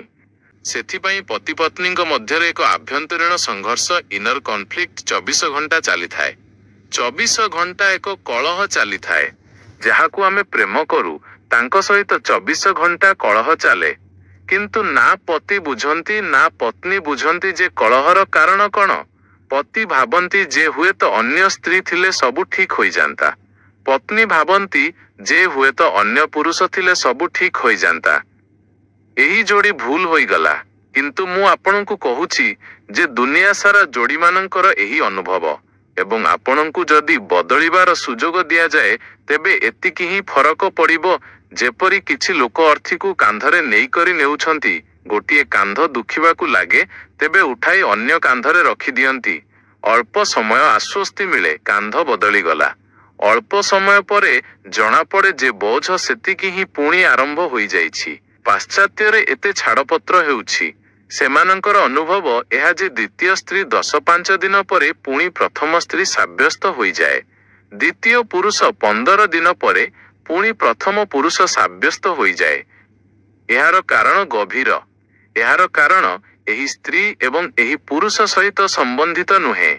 ଏହାର କାରଣ ଏହି କଥା ସହିତ ସମ୍ବନ୍ଧିତ ଯେ ସ୍ତ୍ରୀ ଏବଂ ପୁରୁଷର, ପତି ଏବଂ ପତ୍ନୀର ସମ୍ବନ୍ଧ, ମଝିର ଯାତ୍ରାର ସମ୍ବନ୍ଧ, ତାହା ଲକ୍ଷ୍ୟ ନୁହେଁ, ତାହା ଶେଷ ନୁହେଁ। ଶେଷ ତ ସେଇଠି ହେବ ଯେଉଁଠି ସ୍ତ୍ରୀ ମା ହୋଇଯିବ ଏବଂ ପୁରୁଷ ପୁଣି ପୁଅ ହୋଇଯିବ। ତେଣୁ ମୁଁ ଆପଣଙ୍କୁ କହୁଛି ଯେ ମା ଏବଂ ପୁଅର ସମ୍ବନ୍ଧ ଆଧ୍ୟାତ୍ମିକ କାମର ସମ୍ବନ୍ଧ। ଏବଂ ଯେଉଁଦିନ ସ୍ତ୍ରୀ ଏବଂ ପୁରୁଷରେ, ପତି ଏବଂ ପତ୍ନୀରେ ମଧ୍ୟ ଆଧ୍ୟାତ୍ମିକ କାମର ସମ୍ବନ୍ଧ ଉତ୍ପନ୍ନ ହେବ, ସେହିଦିନ ପୁଣି ମା ପୁଅର ସମ୍ବନ୍ଧ ସ୍ଥାପିତ ହୋଇଯିବ। ଏବଂ ତାହା ସ୍ଥାପିତ ହୋଇଗଲେ ଏକ ତୃପ୍ତି, ଯାହାକୁ ମୁଁ ସନ୍ତୋଷ, କଣ୍ଟେଣ୍ଟମେଣ୍ଟ କହିଲି, ଅନୁଭବ ହେବ। ଏବଂ ସେହି ଅନୁଭବରୁ ବ୍ରହ୍ମଚର୍ଯ୍ୟ ଫଳପ୍ରଦ ହୁଏ। ତେଣୁ ଏହା ଭାବନ୍ତୁ ନାହିଁ ଯେ ମା ଏବଂ ପୁଅର ସମ୍ବନ୍ଧରେ କୌଣସି କାମ ନାହିଁ। ଆଧ୍ୟାତ୍ମିକ କାମ ଅଛି। ଯଦି ଆମେ ଠିକ୍ ଭାବରେ କହିବା, ତେବେ ଆଧ୍ୟାତ୍ମିକ କାମକୁ ହିଁ ପ୍ରେମ କହିପାରିବା। ତାହା ପ୍ରେମ, ସ୍ପିରିଚୁଆଲ, ଯେମିତି ହିଁ ସେକ୍ସ ହୋଇଯାଏ ତାହା ପ୍ରେମ ହୋଇଯାଏ। ଜଣେ ମିତ୍ର ଏହି ସମ୍ବନ୍ଧରେ ଆଉ ଗୋଟିଏ କଥା ପଚାରିଛନ୍ତି। ସେ ପଚାରିଛନ୍ତି ଯେ ଆପଣଙ୍କୁ ଆମେ ସେକ୍ସ ଉପରେ କୌଣସି ଅଥରିଟି କୌଣସି ପ୍ରାମାଣିକ ବ୍ୟକ୍ତି ମାନିପାରିବୁ ନାହିଁ। ଆମେ ତ ଆପଣଙ୍କୁ ଈଶ୍ୱରଙ୍କ ସମ୍ବନ୍ଧରେ ପଚାରିବାକୁ ଆସିଥିଲୁ ଏବଂ ଆପଣ ସେକ୍ସ ସମ୍ବନ୍ଧରେ କହିବାକୁ ଲାଗିଲେ। ଆମେ ତ ଶୁଣିବାକୁ ଆସିଥିଲୁ ଈଶ୍ୱରଙ୍କ ସମ୍ବନ୍ଧରେ। ତେବେ ଆପଣ ଆମକୁ ଈଶ୍ୱରଙ୍କ ସମ୍ବନ୍ଧରେ କୁହନ୍ତୁ। ସେ ହୁଏତ ଜାଣିନାହାନ୍ତି ଯେ ଯେଉଁ ବ୍ୟକ୍ତିଙ୍କୁ ଆମେ ସେକ୍ସ ସମ୍ବନ୍ଧରେ ମଧ୍ୟ ଅଥରିଟି ମାନିପାରିବା ନାହିଁ, ତାଙ୍କୁ ଈଶ୍ୱରଙ୍କ ସମ୍ବନ୍ଧରେ ପଚାରିବା ବୃଥା। କାରଣ ଯିଏ ପ୍ରଥମ ପାହାଚ ସମ୍ବନ୍ଧରେ କିଛି ଜାଣିନାହିଁ, ତାଙ୍କୁ ଆପଣ ଅନ୍ତିମ ପାହାଚ ସମ୍ବନ୍ଧରେ ପଚାରିବାକୁ ଚାହୁଁଛନ୍ତି। ଯଦି ସେକ୍ସ ସମ୍ବନ୍ଧରେ ଯାହା ମୁଁ କହିଲି ତାହା ଗ୍ରହଣୀୟ ନୁହେଁ, ତେବେ ତ ଭୁଲରେ ବି ଈଶ୍ୱରଙ୍କ ସମ୍ବନ୍ଧରେ ମୋତେ ପଚାରିବାକୁ କେବେ ଆସନ୍ତୁ ନାହିଁ। କାରଣ ସେହି କଥା ହିଁ ଶେଷ ହୋଇଗଲା। ପ୍ରଥମ କ୍ଲାସ୍ ପାଇଁ ମଧ୍ୟ ମୁଁ ସିଦ୍ଧ ନ ହେଲି, ତେବେ ଅନ୍ତିମ କ୍ଲାସ୍ ପାଇଁ କିପରି ସିଦ୍ଧ ହୋଇପାରିବି? କିନ୍ତୁ ତାଙ୍କର ପଚାରିବାର କାରଣ ଅଛି। ଏପର୍ଯ୍ୟନ୍ତ କାମ ଏବଂ ରାମକୁ ଶତ୍ରୁ ପରି ଦେଖାଯାଉଛି। ସେକ୍ସ ଏବଂ ପରମାତ୍ମାଙ୍କୁ ଶତ୍ରୁ ପରି ଦେଖାଯାଉଛି। ଏପର୍ଯ୍ୟନ୍ତ ଏପରି ବୁଝାଯାଉଛି ଯେ ଯିଏ ରାମଙ୍କୁ ଖୋଜନ୍ତି, ତାଙ୍କର କାମ ସହିତ କୌଣସି ସମ୍ବନ୍ଧ ନାହିଁ ଏବଂ ଯେଉଁ ଲୋକମାନେ କାମର ଯାତ୍ରା କରନ୍ତି, ତାଙ୍କର ଆଧ୍ୟାତ୍ମ ସହିତ କୌଣସି ସମ୍ବନ୍ଧ ନାହିଁ। ଏହି ଦୁଇଟି କଥା ମୂର୍ଖାମିର। ମଣିଷ କାମର ଯାତ୍ରା ମଧ୍ୟ ରାମଙ୍କୁ ଖୋଜିବା ପାଇଁ ହିଁ କରେ। ସେହି କାମର ଏତେ ତୀବ୍ର ଆକର୍ଷଣ ରାମଙ୍କର ହିଁ ଖୋଜ। ଏବଂ ସେଥିପାଇଁ କାମରେ କେବେ ତୃପ୍ତି ମିଳେ ନାହିଁ, କେବେ ଏପରି ଲାଗେ ନାହିଁ ଯେ ବସ୍ ସବୁ ପୂରା ହୋଇଗଲା। ତାହା ଯେପର୍ଯ୍ୟନ୍ତ ରାମ ନ ମିଳିଛନ୍ତି ସେ ପର୍ଯ୍ୟନ୍ତ ଲାଗି ମଧ୍ୟ ପାରିବ ନାହିଁ। ଏବଂ ଯେଉଁ ଲୋକମାନେ କାମର ଶତ୍ରୁ ହୋଇ ରାମଙ୍କୁ ଖୋଜନ୍ତି, ତାହା ରାମଙ୍କର ଖୋଜ ନୁହେଁ, ତାହା କେବଳ ରାମଙ୍କ ନାମରେ କାମରୁ ପଳାୟନ, କାମରୁ ବଞ୍ଚିବା। ଏଣିକି ପ୍ରାଣ ଚିନ୍ତିତ ହୁଏ, ଡର ଲାଗେ, ତେବେ ରାମଙ୍କର ଚାଦର ଓଢ଼ି ତା ଭିତରେ ଲୁଚିଯିବା ଏବଂ ରାମ ରାମ ରାମ ରାମ ରାମ ରାମ ଜପିବା ଯେ ସେହି କାମର ସ୍ମୃତି ନ ଆସୁ। ଯେତେବେଳେ ବି କୌଣସି ମଣିଷ ରାମ ରାମ ରାମ ରାମ ଜପୁଥିବାର ଦେଖାଯାଏ, ତେବେ ଟିକିଏ ଗୌର କରିବେ। ତା ଭିତରେ ରାମ ରାମର ଜପ ପଛରେ କାମର ଜପ ଚାଲୁଥିବ, ସେକ୍ସର ଜପ ଚାଲୁଥିବ। ସ୍ତ୍ରୀକୁ ଦେଖିବ ଏବଂ ମାଳା ଫେରାଇବାକୁ ଲାଗିବ, କହିବ ରାମ ରାମ ରାମ ରାମ ରାମ ରାମ।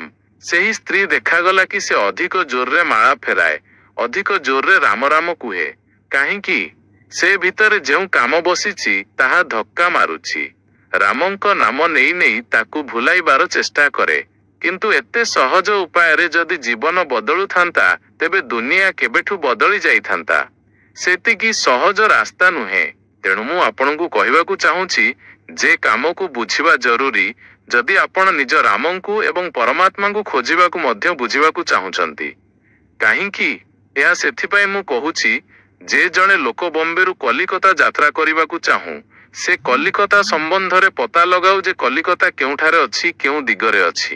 କିନ୍ତୁ ତାକୁ ଯଦି ଏହା ହିଁ ଜଣା ନଥାଏ ଯେ ବମ୍ବେ କେଉଁଠାରେ ଅଛି ଏବଂ କେଉଁ ଦିଗରେ ଅଛି ଏବଂ ସେ କଲିକତା ଯାତ୍ରା କରିବାକୁ ଚାହୁଁ, ତେବେ କ'ଣ ସେ କେବେ ସଫଳ ହୋଇପାରିବ?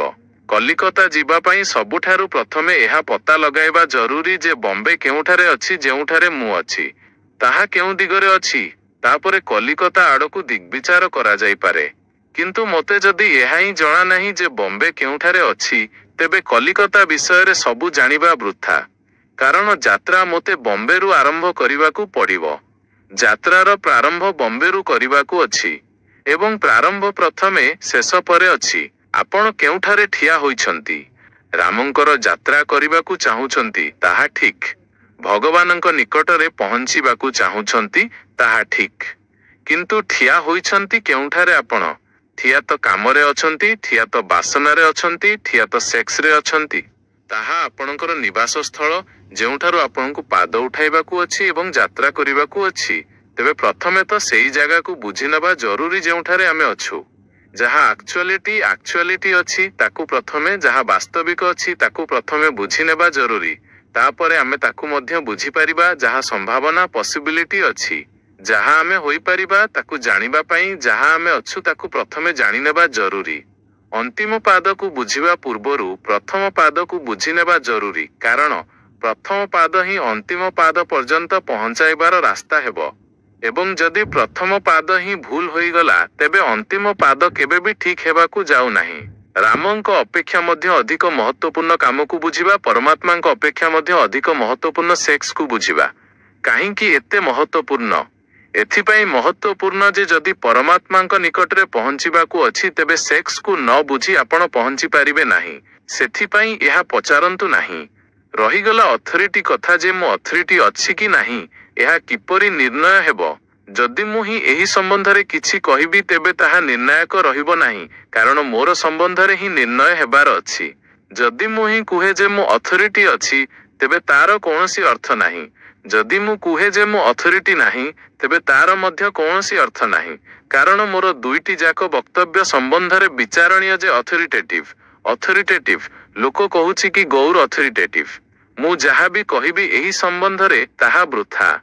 मु अथॉरिटी अछि कि नाही एहा तो आपण टिकिए सेक्सर दुनिया रे प्रयोग करी देखंतु एवं जेतेबेले अनुभव आसीबो तेबे जणा पड़िबो जे जहा मु कहिथिली ताहा अथॉरिटी थिला कि नाही। ता बिना कोनोसी रास्ता नाही। मु आपणकु कहूछि जे पहरिबार रास्ता एहा। आपण कहिबे जे किंतु आमे किपरि मानिबु जे आपण पहरिबा संबंधरे प्रामाणिक कथा कहउछंती। तेबे मु कहूछि जे चालंतु आपणकु सांगरे नेई नदीरे ओलाई हेबो। आपणकु नदीरे ओलाई देउछि। मु आपणकु जहा कहिछि जदि ताहा पार हेबारे एवं हाथ गोड़ चलाइबारे एवं पहरिबारे कार्यकारी हुए तेबे आपण बुझिबे जे मु जहा किछि जानी कहिछि। सेमाने एहा मध्य कहिछंती जे फ्रॉयड अथॉरिटी होई पारंती किंतु मु आपणकु कहूछि मु जहा कहूछि से विषय रे फ्रॉयड दुई पैसा मध्य जानंती नाही। फ्रॉयड मानसिक स्तररू केबे भी उपरकू उठी पारिले नाही। तांकु आध्यात्मिक सेक्सर कल्पना मध्य नाही। फ्रॉयडर समस्त ज्ञान रुग्ण सेक्सर हिस्टेरिक होमोसेक्सुअलिटी मास्टरबेशन एई सबुर खोजबीन अनुसंधान अछि। रुग्ण सेक्स विकृत सेक्स विषय रे अनुसंधान अछि। ताहा पाथोलॉजिकल रोगीर चिकित्सार खोज। फ्रॉयड जने डाक्तर पुणी पाश्चात्य रे जेउ लोकमानंकर से अध्ययन कले सेमाने मनर स्तरर सेक्सर लोक। तांको पाखरे एक भी अध्ययन नाही एक भी केस हिस्ट्री नाही जाहाकू स्पिरिचुअल सेक्स कुहा जाई परिबो। तेणु जदि खोज करिवार अछि जे मु जहा कहूछि ताहा केते दूर सत तेबे केवल गोटिए दिगरे खोज होई पारे सेही दिग हेउछि तंत्र। एवं तंत्र विषय रे आमे हजार वर्षरु भाबिबा बंद करि देइछु। तंत्र सेक्स को स्पिरिचुअल करिवार दुनिया रे सबुठारु प्रथम प्रयास करिथिला। खजुराहोरे ठिया होइथिबा मंदिर पुरी एवं कोणार्कर मंदिर प्रमाण। केबे आपण खजुराहो जाइछंती? केबे आपण जाई खजुराहोर मूर्ति देखिछंती? तेबे आपणकु दुईटी कथा अद्भुत अनुभव हेबो। प्रथम कथा हेउछि जे नग्न मैथुनर प्रतिमा गुड़िकु देखि मध्य आपणकु एपरि लागिबो नाही जे सेथिरे टिके मध्य किछि अपरिष्कार अछि टिके मध्य किछि कुत्सित अग्ली अछि। नग्न मैथुनर प्रतिमा गुड़िकु देखि केउठारे मध्य एपरि लागिबो नाही जे किछि कुरूप अछि किछि खराप अछि बरं मैथुनर प्रतिमा गुड़िकु देखि एक शांति एक पवित्रतार अनुभव हेबो जहा बड़ आश्चर्यर कथा। सेही प्रतिमा गुड़िक जेउ लोक माने आध्यात्मिक सेक्स को अनुभव करिथिले सेही शिल्पी मानक द्वारा निर्माण करा जाइछि।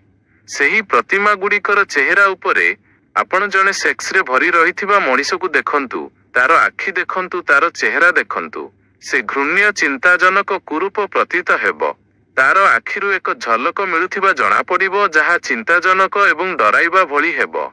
प्रियरु प्रिय मनीषकु निजर निकटतम प्रियरु प्रिय व्यक्ति को मध्य स्त्री जेतेबेले सेक्स रे भरी रहिथिबा अवस्थारे पाखकु आसुथिबार देखे तेबे ताकु शत्रु देखा जाए मित्र देखा जाए नाही।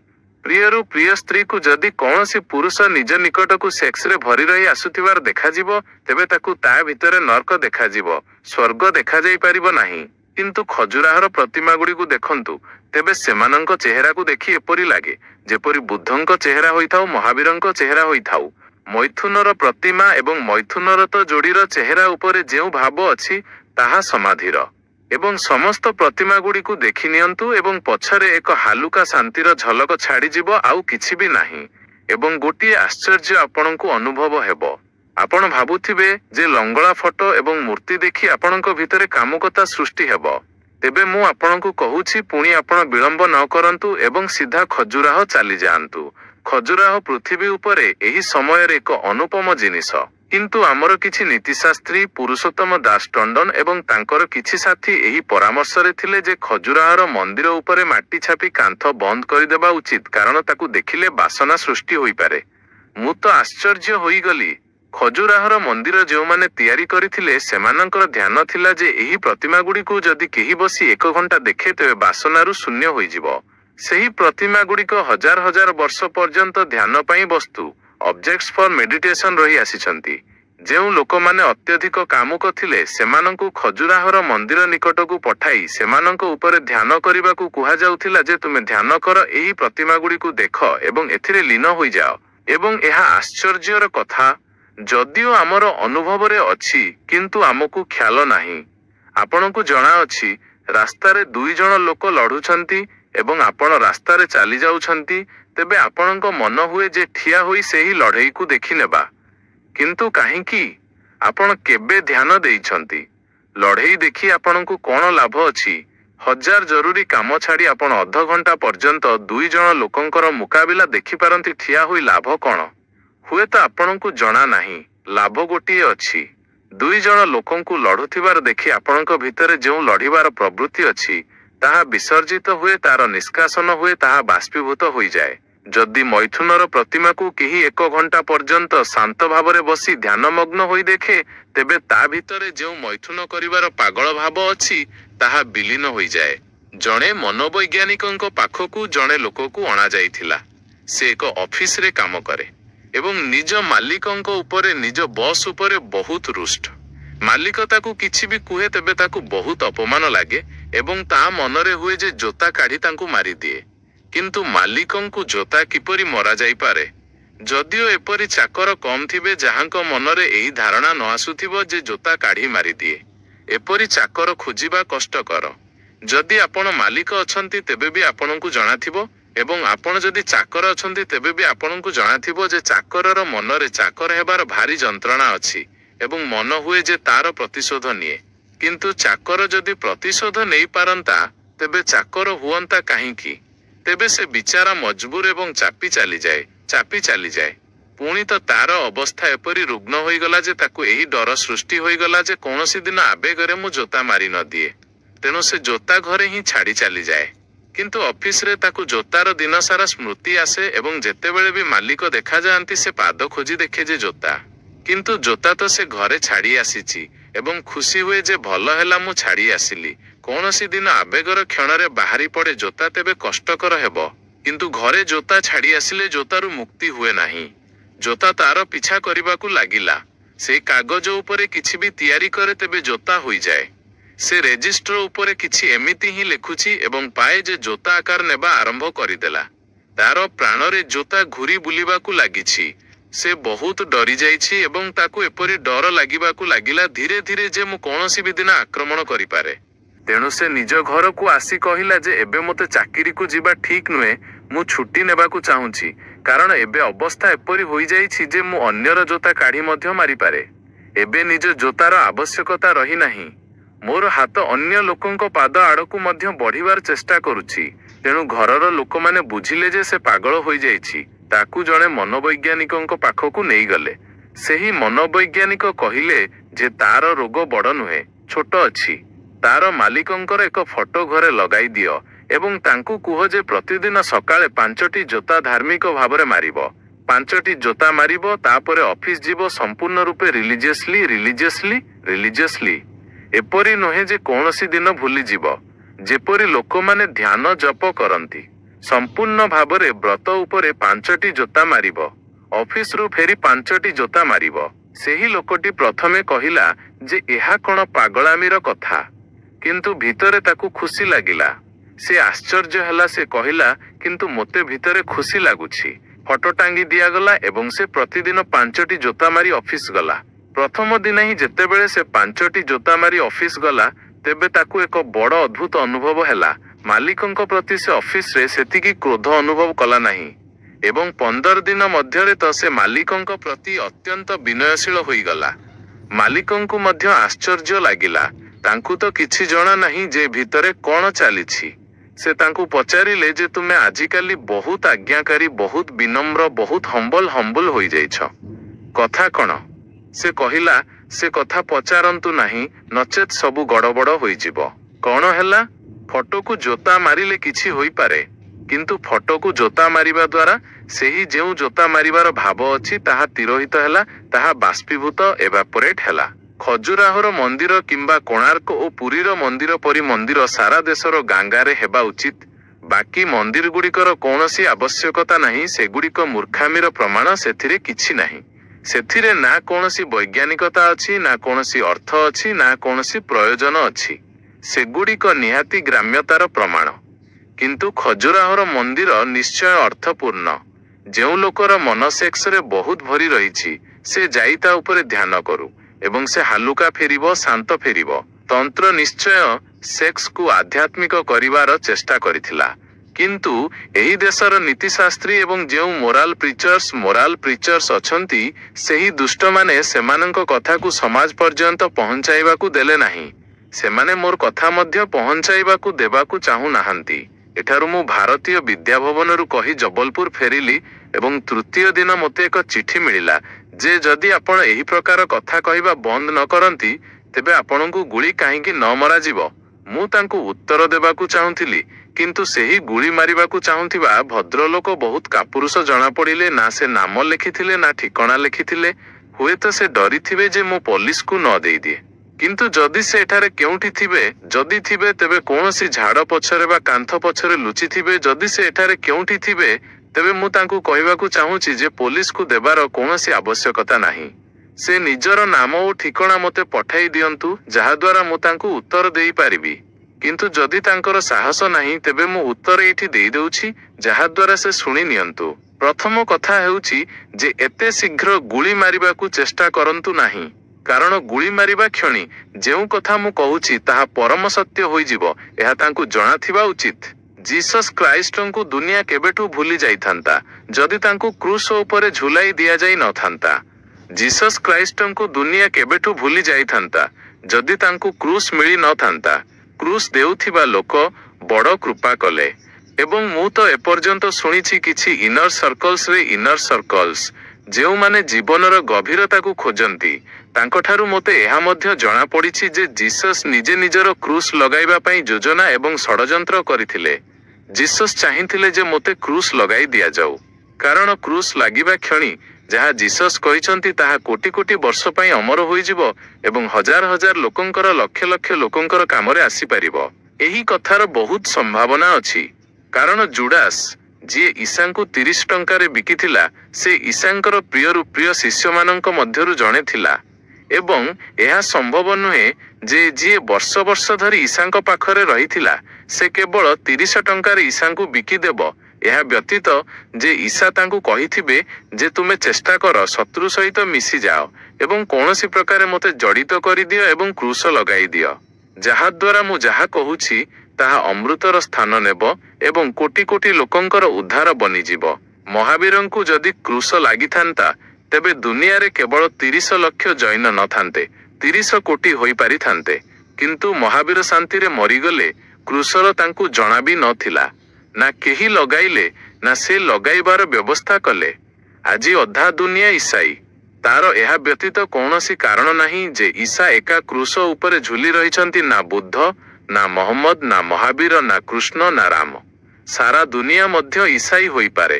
ସେହି କ୍ରୁଶ ଉପରେ ଝୁଲିବାରୁ ଏହି ଲାଭ ହୋଇଗଲା। ତେଣୁ ମୁଁ ତାଙ୍କୁ କହୁଛି ଯେ ଶୀଘ୍ର କରନ୍ତୁ ନାହିଁ, ନଚେତ୍ କ୍ଷତିରେ ପଡ଼ିଯିବେ। ଦ୍ୱିତୀୟ କଥା ଏହା କହିବାକୁ ଚାହୁଁଛି ଯେ ସେମାନେ ଡରନ୍ତୁ ନାହିଁ। ମୋର ଇରାଦା ଖାଟ ଉପରେ ମରିବାର ନାହିଁ। ମୁଁ ପୁରା ଚେଷ୍ଟା କରିବି ଯେ କେହି ନା କେହି ଗୁଳି ମାରି ହିଁ ଦେଉ। ତେବେ ମୁଁ ନିଜେ ହିଁ ଚେଷ୍ଟା କରିବି। ଶୀଘ୍ର ତାଙ୍କୁ କରିବାର ଆବଶ୍ୟକତା ନାହିଁ। ସମୟ ଆସିଲେ ମୁଁ ଚାହିଁବି ଯେ କେହି ଗୁଳି ମାରି ହିଁ ଦେଉ। ଜୀବନ ମଧ୍ୟ କାମରେ ଆସେ ଏବଂ ଗୁଳି ଲାଗିଲେ ମୃତ୍ୟୁ ମଧ୍ୟ କାମରେ ଆସେ ଏବଂ ଜୀବନଠାରୁ ଅଧିକ କାମରେ ଆସେ। ଜୀବନ ଯାହା କରିପାରେ ନାହିଁ, ତାହା ଗୁଳି ଲାଗିଥିବା ମୃତ୍ୟୁ କରିଦିଏ। ଏପର୍ଯ୍ୟନ୍ତ ସବୁବେଳେ ଏହି ଭୁଲ କରିଛନ୍ତି ଶତ୍ରୁମାନେ, ନା ସମଝି ନା ବୁଝି କରିଛନ୍ତି। ସୁକ୍ରାତଙ୍କୁ ଯେଉଁମାନେ କ୍ରୁଶ ଉପରେ ଝୁଲାଇ ଦେଲେ, ଯେଉଁମାନେ ବିଷ ପିଆଇ ଦେଲେ, ମନସୁରଙ୍କୁ ଯେଉଁମାନେ କ୍ରୁଶ ଉପରେ ଝୁଲାଇ ଦେଲେ ଏବଂ ଏବେ ଗଡ଼ସେ ଗାନ୍ଧୀଙ୍କୁ ଗୁଳି ମାରିଦେଲା। ଗଡ଼ସେକୁ ଜଣା ନାହିଁ ଯେ ଗାନ୍ଧୀଙ୍କ ଭକ୍ତ ଏବଂ ଗାନ୍ଧୀଙ୍କ ଅନୁୟାୟୀ ଗାନ୍ଧୀଙ୍କୁ ଏତେ ଦୂର ପର୍ଯ୍ୟନ୍ତ ସ୍ମରଣ କରାଇବାରେ କେବେ ବି ସଫଳ ହୋଇପାରି ନଥାନ୍ତେ, ଯେତିକି ଏକା ଗଡ଼ସେ କରିଦେଇଛି। ଏବଂ ଯଦି ଗାନ୍ଧୀ ମରିବା ସମୟରେ ଯେତେବେଳେ ତାଙ୍କୁ ଗୁଳି ଲାଗିଲା ଏବଂ ହାତ ଯୋଡ଼ି ଗଡ଼ସେକୁ ନମସ୍କାର କରିଥିବେ ତେବେ ବଡ଼ ଅର୍ଥପୂର୍ଣ୍ଣ ଥିଲା ସେହି ନମସ୍କାର। ସେହି ଅର୍ଥପୂର୍ଣ୍ଣ ଥିଲା ଯେ ମୋର ଅନ୍ତିମ ଶିଷ୍ୟ ସାମ୍ନାରେ ଆସିଗଲା। ଏବେ ଯିଏ ମୋତେ ଶେଷ ଏବଂ ସବୁବେଳ ପାଇଁ ଅମର କରିଦେଉଛି। ଭଗବାନ ସେହି ଲୋକକୁ ପଠାଇଦେଲେ ଯାହାର ଆବଶ୍ୟକତା ଥିଲା। ଜୀବନର ଡ୍ରାମା, ସେହି ଯେଉଁ ଜୀବନର କାହାଣୀ, ତାହା ବହୁତ ଅଲୁଝା। ତାହା ଏତେ ସହଜ ନୁହେଁ। ଖାଟ ଉପରେ ମରୁଥିବା ଲୋକ ସବୁବେଳ ପାଇଁ ମରିଯାଆନ୍ତି। ଗୁଳି ଖାଇ ମରୁଥିବା ଲୋକଙ୍କର ମରିବା ବହୁତ କଷ୍ଟକର ହୋଇଯାଏ। ସୁକ୍ରାତଙ୍କୁ କେହି ପଚାରିଲେ ତାଙ୍କର ମିତ୍ରମାନେ ଯେ ଏବେ ତୁମକୁ ବିଷ ଦିଆଯିବ ଏବଂ ତୁମେ ମରିଯିବ, ତେବେ ଆମେ ତୁମକୁ ପୋତିବାର କିପରି ବ୍ୟବସ୍ଥା କରିବୁ? ପୋଡ଼ିବୁ, କବର କରିବୁ, କ'ଣ କରିବୁ? ସୁକ୍ରାତ କହିଲେ, ପାଗଳମାନେ, ତୁମକୁ ଜଣା ନାହିଁ ଯେ ତୁମେ ମୋତେ ପୋତି ପାରିବ ନାହିଁ। ତୁମେ ଯେତେବେଳେ ସବୁ ମିଳେଇ ଯିବ ତେବେ ବି ମୁଁ ଜୀବିତ ରହିବି। ମୁଁ ମରିବାର ଯେଉଁ ଉପାୟ ବାଛିଛି ତାହା ସବୁବେଳେ ଜୀବିତ ରହିବା ଭଳି। ତେଣୁ ସେହି ମିତ୍ର ଯଦି କେଉଁଠି ଥିବେ ତେବେ ତାଙ୍କୁ ଜଣାଥିବା ଉଚିତ ଶୀଘ୍ର ନ କରନ୍ତୁ। ଶୀଘ୍ରରେ କ୍ଷତି ହୋଇଯିବ ତାଙ୍କର। ମୋର କିଛି ହେବାକୁ ଯାଉ ନାହିଁ, କାରଣ ଯାହାକୁ ଗୁଳି ଲାଗିପାରେ ସେ ମୁଁ ନୁହେଁ ଏବଂ ଯିଏ ଗୁଳି ଲାଗିବା ପରେ ବି ପଛରେ ବଞ୍ଚିଯାଏ ସେ ହିଁ ମୁଁ। ତେବେ ସେମାନେ ଶୀଘ୍ର ନ କରନ୍ତୁ। ଏବଂ ଦ୍ୱିତୀୟ କଥା ହେଉଛି ଯେ ସେମାନେ ଡରନ୍ତୁ ମଧ୍ୟ ନାହିଁ। ମୁଁ ହର ପ୍ରକାରର ଚେଷ୍ଟା କରିବି ଯେ ଖାଟ ଉପରେ ମରି ନ ପାରେ।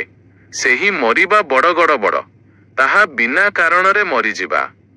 ତାହା ନିରର୍ଥକ ମରିଯିବା। ମରିଯିବାର ମଧ୍ୟ ସାର୍ଥକତା ଦରକାର। ଏବଂ ତୃତୀୟ କଥା ହେଉଛି ଯେ ସେମାନେ ଦସ୍ତଖତ କରିବାରୁ ନ ଡରନ୍ତୁ ନା ଠିକଣା ଲେଖିବାରୁ ଡରନ୍ତୁ। କାରଣ ଯଦି ମୋତେ ଲାଗେ ଯେ କୌଣସି ଲୋକ ମାରିବାକୁ ପ୍ରସ୍ତୁତ ହୋଇଯାଇଛି ତେବେ ସେ ଯେଉଁଠି ମୋତେ ଡାକିବ ମୁଁ ଚୁପଚାପ କାହାକୁ ବି ଖବର ନ ଦେଇ ସେଠାକୁ ଆସିବାକୁ ସବୁବେଳେ ପ୍ରସ୍ତୁତ, ଯାହାଦ୍ୱାରା ତା ଉପରେ ପଛରେ କୌଣସି ବିପଦ ନ ଆସୁ। କିନ୍ତୁ ଏହି ପାଗଳାମୀ ସୂଚିତ ହୁଏ ଏହି ପ୍ରକାରର ଧାର୍ମିକ ଏବଂ ଯିଏ ବିଚାର ଲେଖିଛି ସେ ଏହା ହିଁ ଭାବି ଲେଖିଛି ଯେ ସେ ଧର୍ମର ରକ୍ଷା କରୁଛି। ସେ ଏହା ହିଁ ଭାବି ଲେଖିଛି ଯେ ମୁଁ ଧର୍ମକୁ ମିଟାଇବାର ଚେଷ୍ଟା କରୁଛି, ସେ ଧର୍ମର ରକ୍ଷା କରୁଛି। ତାର ନିୟତରେ କେଉଁଠି କୌଣସି ଖରାପ ନାହିଁ। ତାର ଭାବ ବଡ଼ ଭଲ ଏବଂ ବଡ଼ ଧାର୍ମିକ। ଏହିପରି ଧାର୍ମିକ ଲୋକ ତ ଦୁନିଆକୁ ଅସୁବିଧାରେ ପକାଇ ଆସିଛନ୍ତି। ସେମାନଙ୍କର ନିୟତ ବଡ଼ ଭଲ, କିନ୍ତୁ ବୁଦ୍ଧି ମୂର୍ଖତାର। ତେଣୁ ହଜାର ହଜାର ବର୍ଷ ଧରି ତଥାକଥିତ ନୈତିକ ଲୋକମାନେ ଜୀବନର ସତ୍ୟଗୁଡ଼ିକୁ ପୂରାପୂରା ପ୍ରକଟ ହେବାରେ ବାଧା ଦେଇଛନ୍ତି, ତାକୁ ପ୍ରକଟ ହେବାକୁ ଦେଲେ ନାହିଁ। ପ୍ରକଟ ନ ହେବା କାରଣରୁ ଏକ ଅଜ୍ଞାନ ବ୍ୟାପକ ହୋଇଗଲା ଏବଂ ସେହି ଅଜ୍ଞାନର ଅନ୍ଧାର ରାତିରେ ଆମେ ଟାହିଁ ଟାହିଁ ହେଉଛୁ, ଭଟକୁଛୁ, ପଡ଼ିଯାଉଛୁ। ଏବଂ ସେହି ମୋରାଲ ଟିଚର୍ସ, ସେହି ନୀତିଶାସ୍ତ୍ରର ଉପଦେଶକ ଆମର ଏହି ଅନ୍ଧକାର ମଧ୍ୟରେ ମଞ୍ଚ ତିଆରି କରି ଉପଦେଶ ଦେବାର କାମ କରୁ ରହୁଛନ୍ତି। ଏହା ମଧ୍ୟ ସତ ଯେ ଯେଉଁଦିନ ଆମେ ଭଲ ଲୋକ ହୋଇଯିବା, ଯେଉଁଦିନ ଆମର ଜୀବନରେ ସତ୍ୟର କିରଣ ଆସିବ, ସମାଧିର କୌଣସି ଝଲକ ଆସିବ, ଯେଉଁଦିନ ଆମର ସାଧାରଣ ଜୀବନ ମଧ୍ୟ ପରମାତ୍ମ ଜୀବନରେ ରୂପାନ୍ତରିତ ହେବାକୁ ଲାଗିବ, ସେହିଦିନ ଉପଦେଶକ ବୃଥା ହୋଇଯିବେ, ତାଙ୍କର କୌଣସି ସ୍ଥାନ ରହିବ ନାହିଁ। ଉପଦେଶକ ସେତିକି ପର୍ଯ୍ୟନ୍ତ ସାର୍ଥକ ଯେତେବେଳେ ପର୍ଯ୍ୟନ୍ତ ଲୋକ ଅନ୍ଧାରରେ ଭଟକନ୍ତି। ଗାଁରେ ଚିକିତ୍ସକର ସେତିକି ପର୍ଯ୍ୟନ୍ତ ଆବଶ୍ୟକତା ଅଛି ଯେତେବେଳେ ପର୍ଯ୍ୟନ୍ତ ଲୋକ ଅସୁସ୍ଥ ପଡ଼ନ୍ତି। ଯେଉଁଦିନ ମଣିଷ ଅସୁସ୍ଥ ପଡ଼ିବା ବନ୍ଦ କରିଦେବ ସେହିଦିନ ଚିକିତ୍ସକକୁ ବିଦାୟ ଦେବାକୁ ପଡ଼ିବ। ତେଣୁ ଯଦିଓ ଚିକିତ୍ସକ ଉପରୁ ଅସୁସ୍ଥର ଚିକିତ୍ସା କରୁଥିବା ଜଣାପଡ଼େ, କିନ୍ତୁ ଭିତରୁ ତାର ପ୍ରାଣର ଆକାଂକ୍ଷା ଏହା ହିଁ ଥାଏ ଯେ ଲୋକ ଅସୁସ୍ଥ ପଡ଼ୁଥାନ୍ତୁ। ଏହା ବଡ଼ ଉଲ୍ଟା କଥା, କାରଣ ଚିକିତ୍ସକ ବଞ୍ଚେ ଲୋକଙ୍କର ଅସୁସ୍ଥ ପଡ଼ିବା ଉପରେ। ତାର ପ୍ରଫେସନ ବଡ଼ କଣ୍ଟ୍ରାଡିକ୍ଟରି, ତାର ଧନ୍ଦା ବଡ଼ ବିରୋଧୀ। ଚେଷ୍ଟା ତ ତାର ଏହା ଯେ ଲୋକ ଅସୁସ୍ଥ ପଡ଼ୁଥାନ୍ତୁ। ଏବଂ ଯେତେବେଳେ ମ୍ୟାଲେରିଆ ବ୍ୟାପେ ଏବଂ ଲୁର ପବନ ଆସେ ତେବେ ସେ ଭଗବାନଙ୍କୁ ଏକାନ୍ତରେ ଧନ୍ୟବାଦ ଦିଏ, କାରଣ ଏହା ଧନ୍ଦା ଋତୁ ଆସିଲା, ସିଜନ। ମୁଁ ଶୁଣିଛି ଗୋଟିଏ ରାତିରେ ଏକ ମଦ୍ୟଶାଳାରେ ବହୁତ ସମୟ ପର୍ଯ୍ୟନ୍ତ କିଛି ମିତ୍ର ଆସି ଖାଇବା ପିଇବା କଲେ, ମଦ୍ୟପାନ କଲେ। ସେମାନେ ଖୁବ୍ ମୌଜ କଲେ ଏବଂ ଯେତେବେଳେ ସେମାନେ ଚାଲିବାକୁ ଲାଗିଲେ ଅଧା ରାତିକୁ, ତେବେ ମଦ୍ୟଶାଳାର ମାଲିକ ନିଜ ପତ୍ନୀକୁ କହିଲା ଯେ ଭଗବାନଙ୍କୁ ଧନ୍ୟବାଦ, ବଡ଼ ଭଲ ଲୋକ ଆସିଲେ। ଏପରି ଲୋକ ପ୍ରତିଦିନ ଆସୁଥାନ୍ତୁ, ତେବେ କିଛି ଦିନରେ ଆମେ ଧନୀ ହୋଇଯିବା। ବିଦାୟ ନେଉଥିବା ଅତିଥିମାନଙ୍କୁ ଶୁଣା ପଡ଼ିଗଲା ଏବଂ ଯିଏ ପଇସା ଦେଇଥିଲା ସେ କହିଲା ଯେ ବନ୍ଧୁ, ଭଗବାନଙ୍କୁ ପ୍ରାର୍ଥନା କର ଯେ ଆମର ମଧ୍ୟ ଧନ୍ଦା ପ୍ରତିଦିନ ଚାଲୁ ରହୁ, ତେବେ ଆମେ ତ ପ୍ରତିଦିନ ଆସିବୁ। ଚାଲୁ ଚାଲୁ ସେହି ମଧ୍ୟ ଘରର ମାଲିକ ପଚାରିଲେ ଯେ ଭାଇ, ତୁମର ଧନ୍ଦା କ'ଣ? ସେ କହିଲା, ମୋର ଧନ୍ଦା ପଚାରୁଛ? ମୁଁ ଶବ ପାଇଁ ବଜାରରେ କାଠ ବିକେ।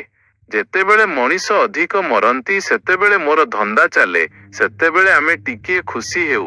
ଆମର ଧନ୍ଦା ପ୍ରତିଦିନ ଚାଲୁ ରହୁ, ଆମେ ପ୍ରତିଦିନ ଏଠାକୁ ଆସୁଥାଉ। ଚିକିତ୍ସକର ଧନ୍ଦା ହେଉଛି ଯେ ଲୋକଙ୍କୁ ଠିକ୍ କରୁ, କିନ୍ତୁ ଲାଭ ଏବଂ ଶୋଷଣ ଏଥିରେ ଅଛି ଯେ ଲୋକ ଅସୁସ୍ଥ ପଡୁଥାନ୍ତୁ।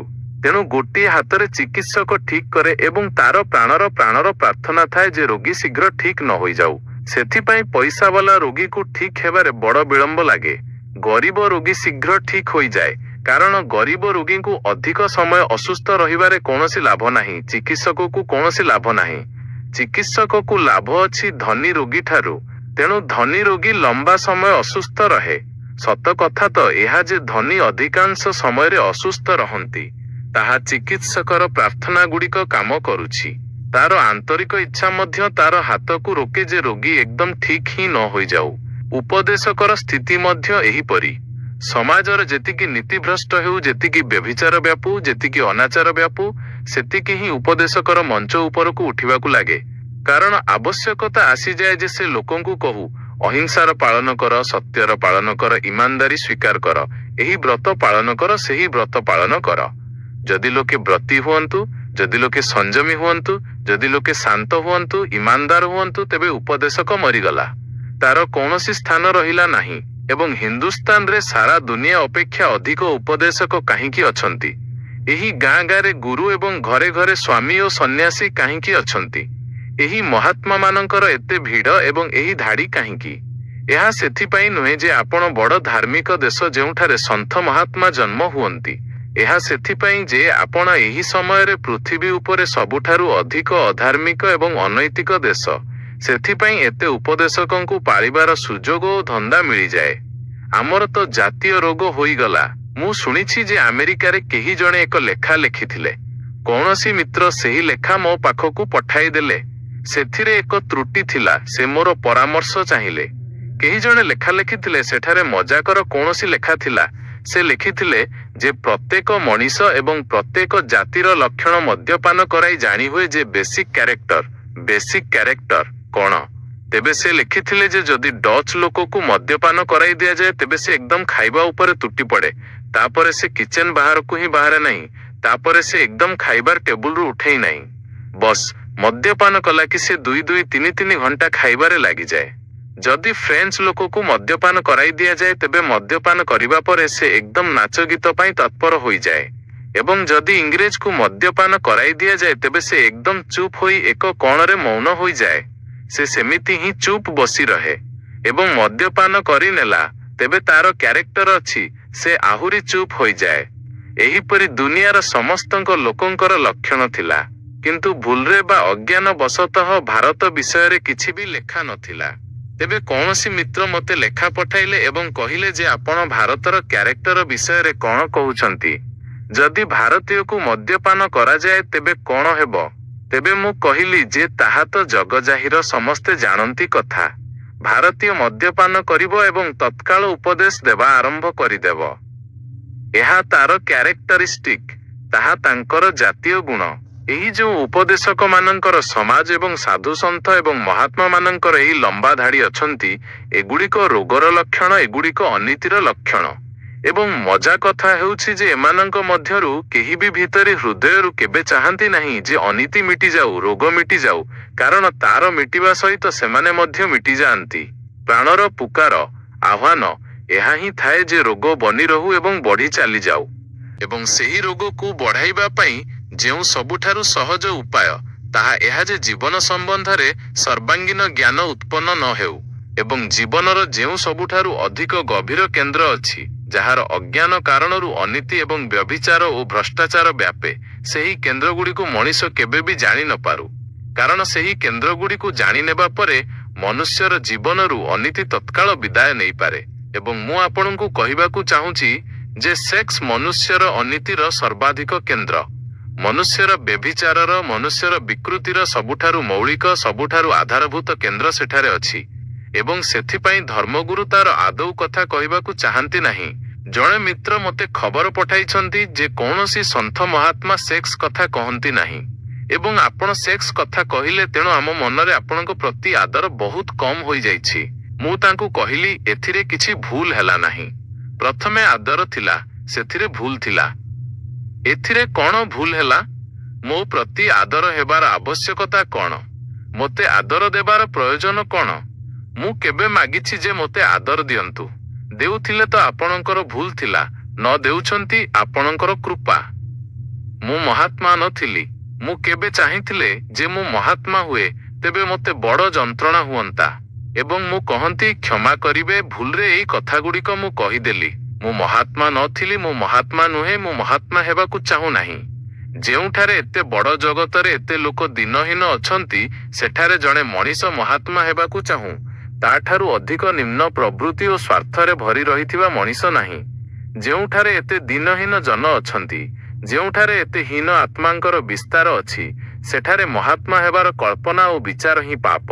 ମହାନ ମନୁଷ୍ୟତା ମୁଁ ଚାହୁଁଛି, ମହାନ ମନୁଷ୍ୟ ମୁଁ ଚାହୁଁଛି। ମହାତ୍ମା ହେବାର ମୋ ମନରେ କୌଣସି ଇଚ୍ଛା ଏବଂ ଆକାଂକ୍ଷା ନାହିଁ। ମହାତ୍ମାମାନଙ୍କର ଦିନ ବିଦାୟ ନେଇଯିବା ଉଚିତ। ମହାତ୍ମାମାନଙ୍କର କୌଣସି ଆବଶ୍ୟକତା ନାହିଁ। ମହାନ ମନୁଷ୍ୟର ଆବଶ୍ୟକତା ଅଛି। ମହାନ ମନୁଷ୍ୟତାର ଆବଶ୍ୟକତା ଅଛି। ଗ୍ରେଟ୍ ମ୍ୟାନ୍ ନୁହେଁ, ଗ୍ରେଟ୍ ହ୍ୟୁମାନିଟି। Great humanity. ବଡ଼ ମଣିଷ ବହୁତ ହୋଇସାରିଲେଣି। ସେମାନଙ୍କ ଦ୍ୱାରା କ'ଣ ଲାଭ ହେଲା? ଏବେ ବଡ଼ ମଣିଷମାନଙ୍କର ଆବଶ୍ୟକତା ନାହିଁ, ବଡ଼ ମଣିଷ ପଣିଆର ଆବଶ୍ୟକତା ଅଛି। ତେଣୁ ମୋତେ ବହୁତ ଭଲ ଲାଗିଲା ଯେ ଅତି କମ୍ରେ ଜଣେ ମଣିଷର ତ ଭ୍ରମ ତୁଟିଲା। ଜଣେ ମଣିଷ ତ ଡିସିଲ୍ୟୁଜନ୍ଡ ହେଲା। ଜଣେ ମଣିଷକୁ ତ ଏହା ଜଣା ପଡ଼ିଗଲା ଯେ ଏହି ମଣିଷ ମହାତ୍ମା ନୁହେଁ। ଜଣେ ମଣିଷର ଭ୍ରମ ତୁଟିଗଲା, ଏହା ବି ବଡ଼ କଥା। ସେ ହୁଏତ ଭାବିଥିବେ ଯେ ଏହିପରି କହି ସେ ହୁଏତ ମୋତେ ପ୍ରଲୋଭନ ଦେଉଛନ୍ତି ଯେ ମୋତେ ମହାତ୍ମା ଏବଂ ମହର୍ଷି ବନାଯାଇପାରେ ଯଦି ମୁଁ ଏହି ପ୍ରକାର କଥା ନ କୁହେ। ଆଜି ପର୍ଯ୍ୟନ୍ତ ମହର୍ଷି ଏବଂ ମହାତ୍ମାମାନଙ୍କୁ ଏହିପରି ତିଆରି କରାଯାଇଛି ଏବଂ ସେଥିପାଇଁ ସେହି ଦୁର୍ବଳ ଲୋକମାନେ ଏହି ପ୍ରକାର କଥା କହିଲେ ନାହିଁ ଯେଉଁଥିରେ ମହାତ୍ମାପଣ ଛଡ଼ାଇ ହୋଇଯାଇପାରନ୍ତା। ନିଜର ମହାତ୍ମାପଣକୁ ବଞ୍ଚାଇ ରଖିବା ପାଇଁ ସେହି ପ୍ରଲୋଭନରେ ଜୀବନର କେତେ ଅହିତ ହୋଇପାରେ, ତାର ସେମାନେ କୌଣସି ଧ୍ୟାନ ଦେଲେ ନାହିଁ। ମୋତେ ଚିନ୍ତା ନାହିଁ, ମୋତେ ବିଚାର ମଧ୍ୟ ନାହିଁ, ମୋତେ ଧ୍ୟାନ ମଧ୍ୟ ନାହିଁ ଏବଂ ମୋତେ ଡର ହିଁ ଲାଗେ ଯେତେବେଳେ କେହି ମୋତେ ମହାତ୍ମା ମାନିବାକୁ ଚାହେଁ। ଏବଂ ଆଜିର ଦୁନିଆରେ ମହାତ୍ମା ବନିଯିବା ଏବଂ ମହର୍ଷି ବନିଯିବା ଏତେ ସହଜ ଅଟେ ଯାହାର କୌଣସି ହିସାବ ନାହିଁ। ସବୁବେଳେ ସହଜ ରହିଛି, ସବୁବେଳେ ସହଜ ରହିଛି। ସେହି ପ୍ରଶ୍ନ ନୁହେଁ। ପ୍ରଶ୍ନ ହେଉଛି ଯେ ମହାନ ମନୁଷ୍ୟ କିପରି ସୃଷ୍ଟି ହେବ, ତା ପାଇଁ ଆମେ କ'ଣ କରିପାରିବା, କ'ଣ ଭାବିପାରିବା, କ'ଣ ଖୋଜ କରିପାରିବା। ଏବଂ ମୋତେ ଲାଗୁଛି ଯେ ମୁଁ ବୁନିୟାଦୀ ପ୍ରଶ୍ନ ଉପରେ ଯେଉଁ କଥାଗୁଡ଼ିକ ଆପଣଙ୍କୁ କହିଛି, ସେଗୁଡ଼ିକ ଆପଣଙ୍କ ଜୀବନରେ ଏକ ଦିଗ ତୋଳିବାରେ, ନିର୍ଣ୍ଣୟ କରିବାରେ ସହଯୋଗୀ ହୋଇପାରନ୍ତି। ସେଗୁଡ଼ିକରୁ ଏକ ମାର୍ଗ ପ୍ରକଟ ହୋଇପାରେ ଏବଂ କ୍ରମଶଃ ଆପଣଙ୍କର ବାସନାର ରୂପାନ୍ତରଣ ଆତ୍ମାର ଦିଗରେ ହୋଇପାରେ। ଏବେ ଆମେ ବାସନା ଅଟୁ, ଆତ୍ମା ନୁହେଁ। କାଲି ଆମେ ଆତ୍ମା ମଧ୍ୟ ହୋଇପାରୁ, କିନ୍ତୁ ତାହା ହେବୁ କିପରି? ଏହି ବାସନାର ସର୍ବାଙ୍ଗୀନ ରୂପାନ୍ତରଣରୁ, ଏହି ଶକ୍ତିକୁ ନିରନ୍ତର ଉପରକୁ ନେଇଯିବାରୁ। ଯେପରି ମୁଁ ଗତକାଲି ଆପଣଙ୍କୁ କହିଲି, ସେହି ସମ୍ବନ୍ଧରେ ମଧ୍ୟ ବହୁତ ପ୍ରଶ୍ନ ଅଛି। ତାର ସମ୍ବନ୍ଧରେ ଏକ କଥା କହିବି। ମୁଁ ଆପଣଙ୍କୁ କହିଲି ଯେ ସମ୍ଭୋଗରେ ସମାଧିର ଝଲକର ସ୍ମରଣ ରଖନ୍ତୁ, ରିମେମ୍ବରିଂ ରଖନ୍ତୁ ଏବଂ ସେହି ବିନ୍ଦୁକୁ ଧରିବାର ଚେଷ୍ଟା କରନ୍ତୁ, ସେହି ବିନ୍ଦୁକୁ ଯାହା ବିଦ୍ୟୁତ୍ ପରି ସମ୍ଭୋଗର ମଝିରେ ଚମକେ। ସମାଧିର ଏକ କ୍ଷଣ ପାଇଁ ଯେଉଁ ଚମକ ଆସେ ଏବଂ ବିଦାୟ ନେଇଯାଏ, ସେହି ବିନ୍ଦୁକୁ ଧରିବାର ଚେଷ୍ଟା କରନ୍ତୁ ଯେ ତାହା କ'ଣ, ତାକୁ ଜାଣିବାର ଚେଷ୍ଟା କରନ୍ତୁ, ତାକୁ ପୂରାପୂରି ଭାବରେ ଧରି ନିଅନ୍ତୁ ଯେ ତାହା କ'ଣ। ଏବଂ ଥରେ ଯଦି ଆପଣ ତାକୁ ଧରି ନେଲେ, ତେବେ ସେହି ଧରିବାରେ ଆପଣଙ୍କୁ ଦେଖାଯିବ ଯେ ସେହି କ୍ଷଣରେ ଆପଣ ଶରୀର ରହିଯାଆନ୍ତି ନାହିଁ। ବଡିଲେସନେସ୍। ସେହି କ୍ଷଣରେ ଆପଣ ଶରୀର ନୁହନ୍ତି। ସେହି କ୍ଷଣରେ ଏକ ଝଲକ ପରି ଆପଣ କିଛି ଅନ୍ୟ ହୋଇଯାଇଛନ୍ତି, ଆପଣ ଆତ୍ମା ହୋଇଯାଇଛନ୍ତି। ଏବଂ ସେହି ଝଲକ ଆପଣଙ୍କୁ ଦେଖାଯାଇଗଲେ, ତେବେ ପୁଣି ସେହି ଝଲକ ପାଇଁ ଧ୍ୟାନର ମାର୍ଗରୁ ଶ୍ରମ କରାଯାଇପାରେ। ସେହି ଝଲକକୁ ପୁଣି ଧ୍ୟାନର ଆଡୁ ଧରାଯାଇପାରେ। ସେହି ଝଲକକୁ ପୁଣି ଧ୍ୟାନର ରାସ୍ତାରେ ଯାଇ ପରିପୂର୍ଣ୍ଣ ରୂପରେ, ପୂରା ରୂପରେ ଜଣା ଓ ବଞ୍ଚା ଯାଇପାରେ।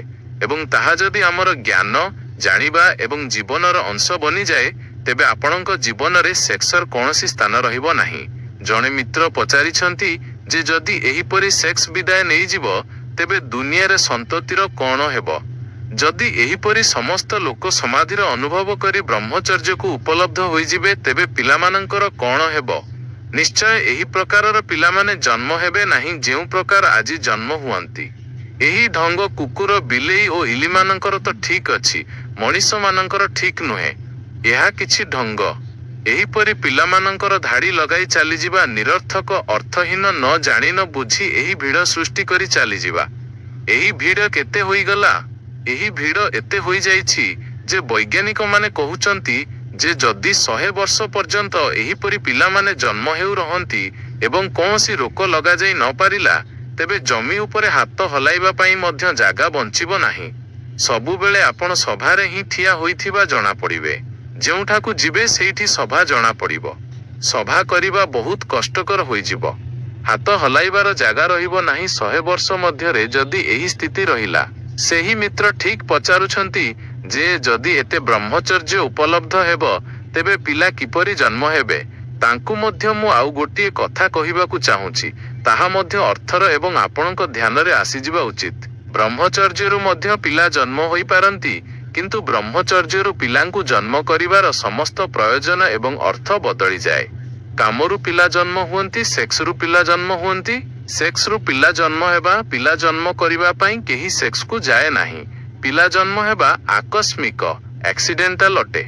सेक्स रे आपण जानती अन्य कौनसी कारणरू मझिरे पिला माने आसी जानती।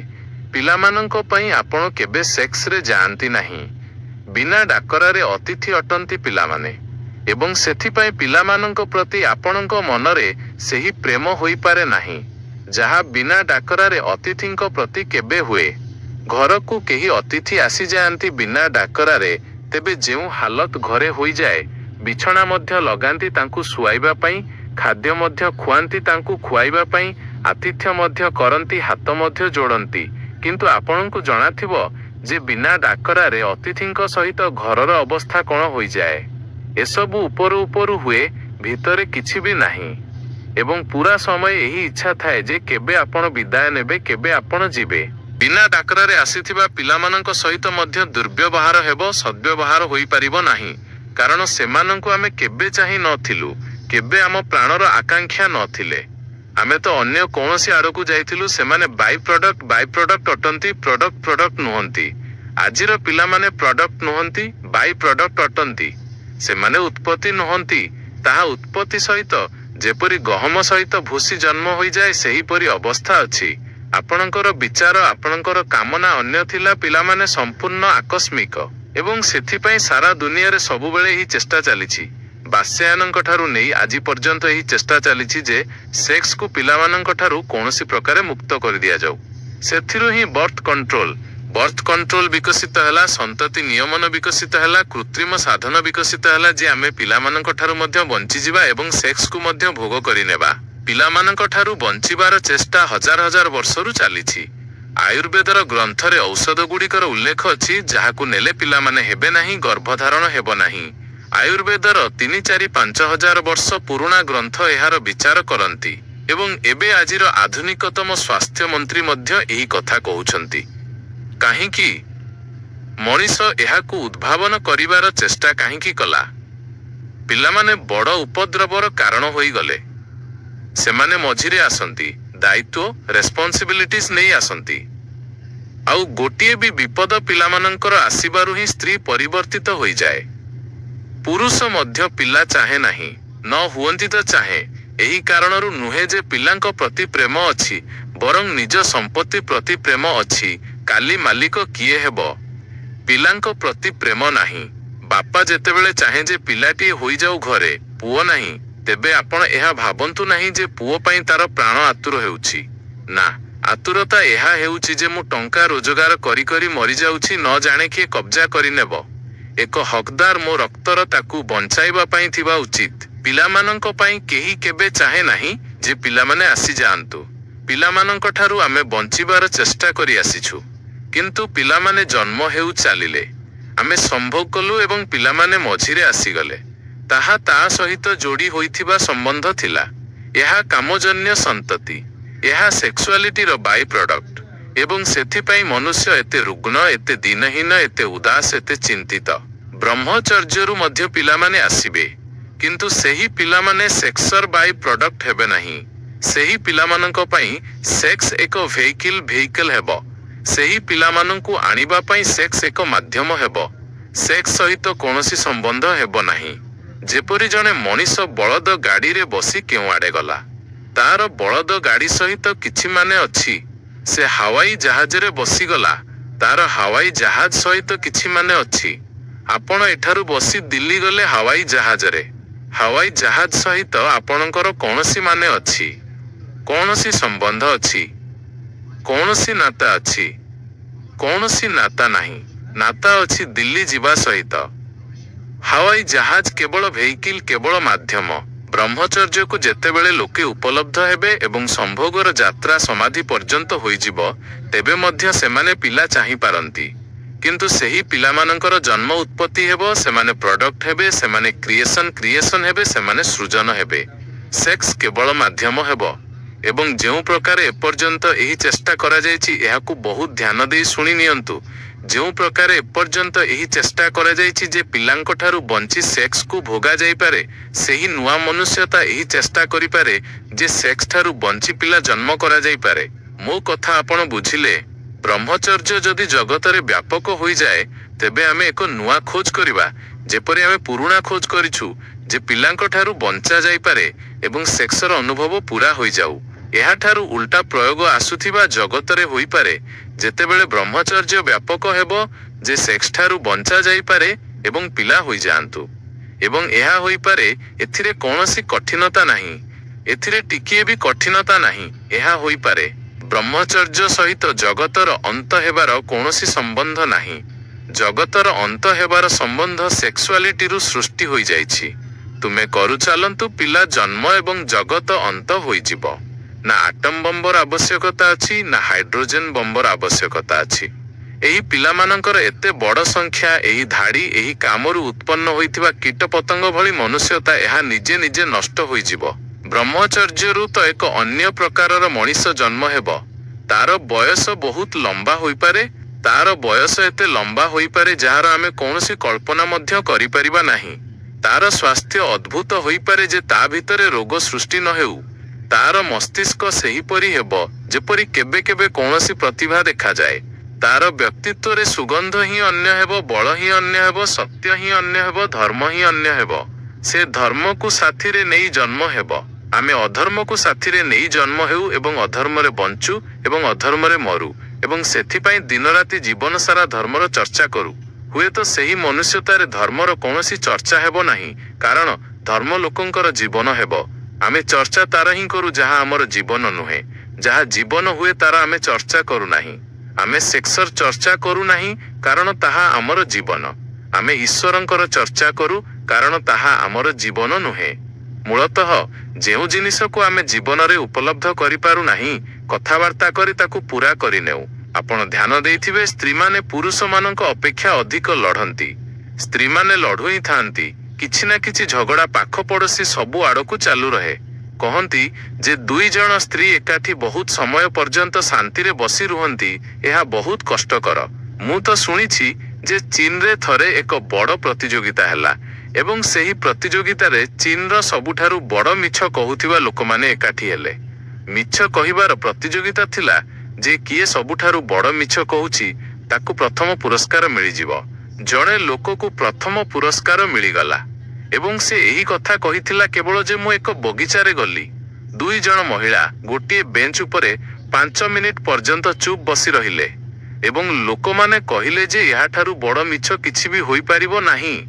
ଏହା ତ ଅଲ୍ଟିମେଟ୍ ଅନ୍ଟ୍ରୁଥ୍ ହୋଇଗଲା। ଆହୁରି ବଡ଼ ବଡ଼ ମିଛ ଲୋକମାନେ କହିଥିଲେ। ସେମାନେ କହିଲେ, ସେସବୁ ବେକାର, ପୁରସ୍କାର ଏହାକୁ ଦେଇଦିଅ। ଏହି ମଣିଷ ବାଜି ମାରିନେଲା। କିନ୍ତୁ କେବେ ଆପଣ ଭାବିଛନ୍ତି ଯେ ସ୍ତ୍ରୀମାନେ ଏତେ କଥାବାର୍ତ୍ତା କାହିଁକି କରନ୍ତି? ପୁରୁଷମାନେ କାମ କରନ୍ତି, ସ୍ତ୍ରୀମାନଙ୍କ ହାତରେ କୌଣସି କାମ ନାହିଁ ଏବଂ ଯେତେବେଳେ କାମ ନଥାଏ ତେବେ କଥା ହୁଏ। ଭାରତ ଏତେ କଥାବାର୍ତ୍ତା କାହିଁକି କରେ?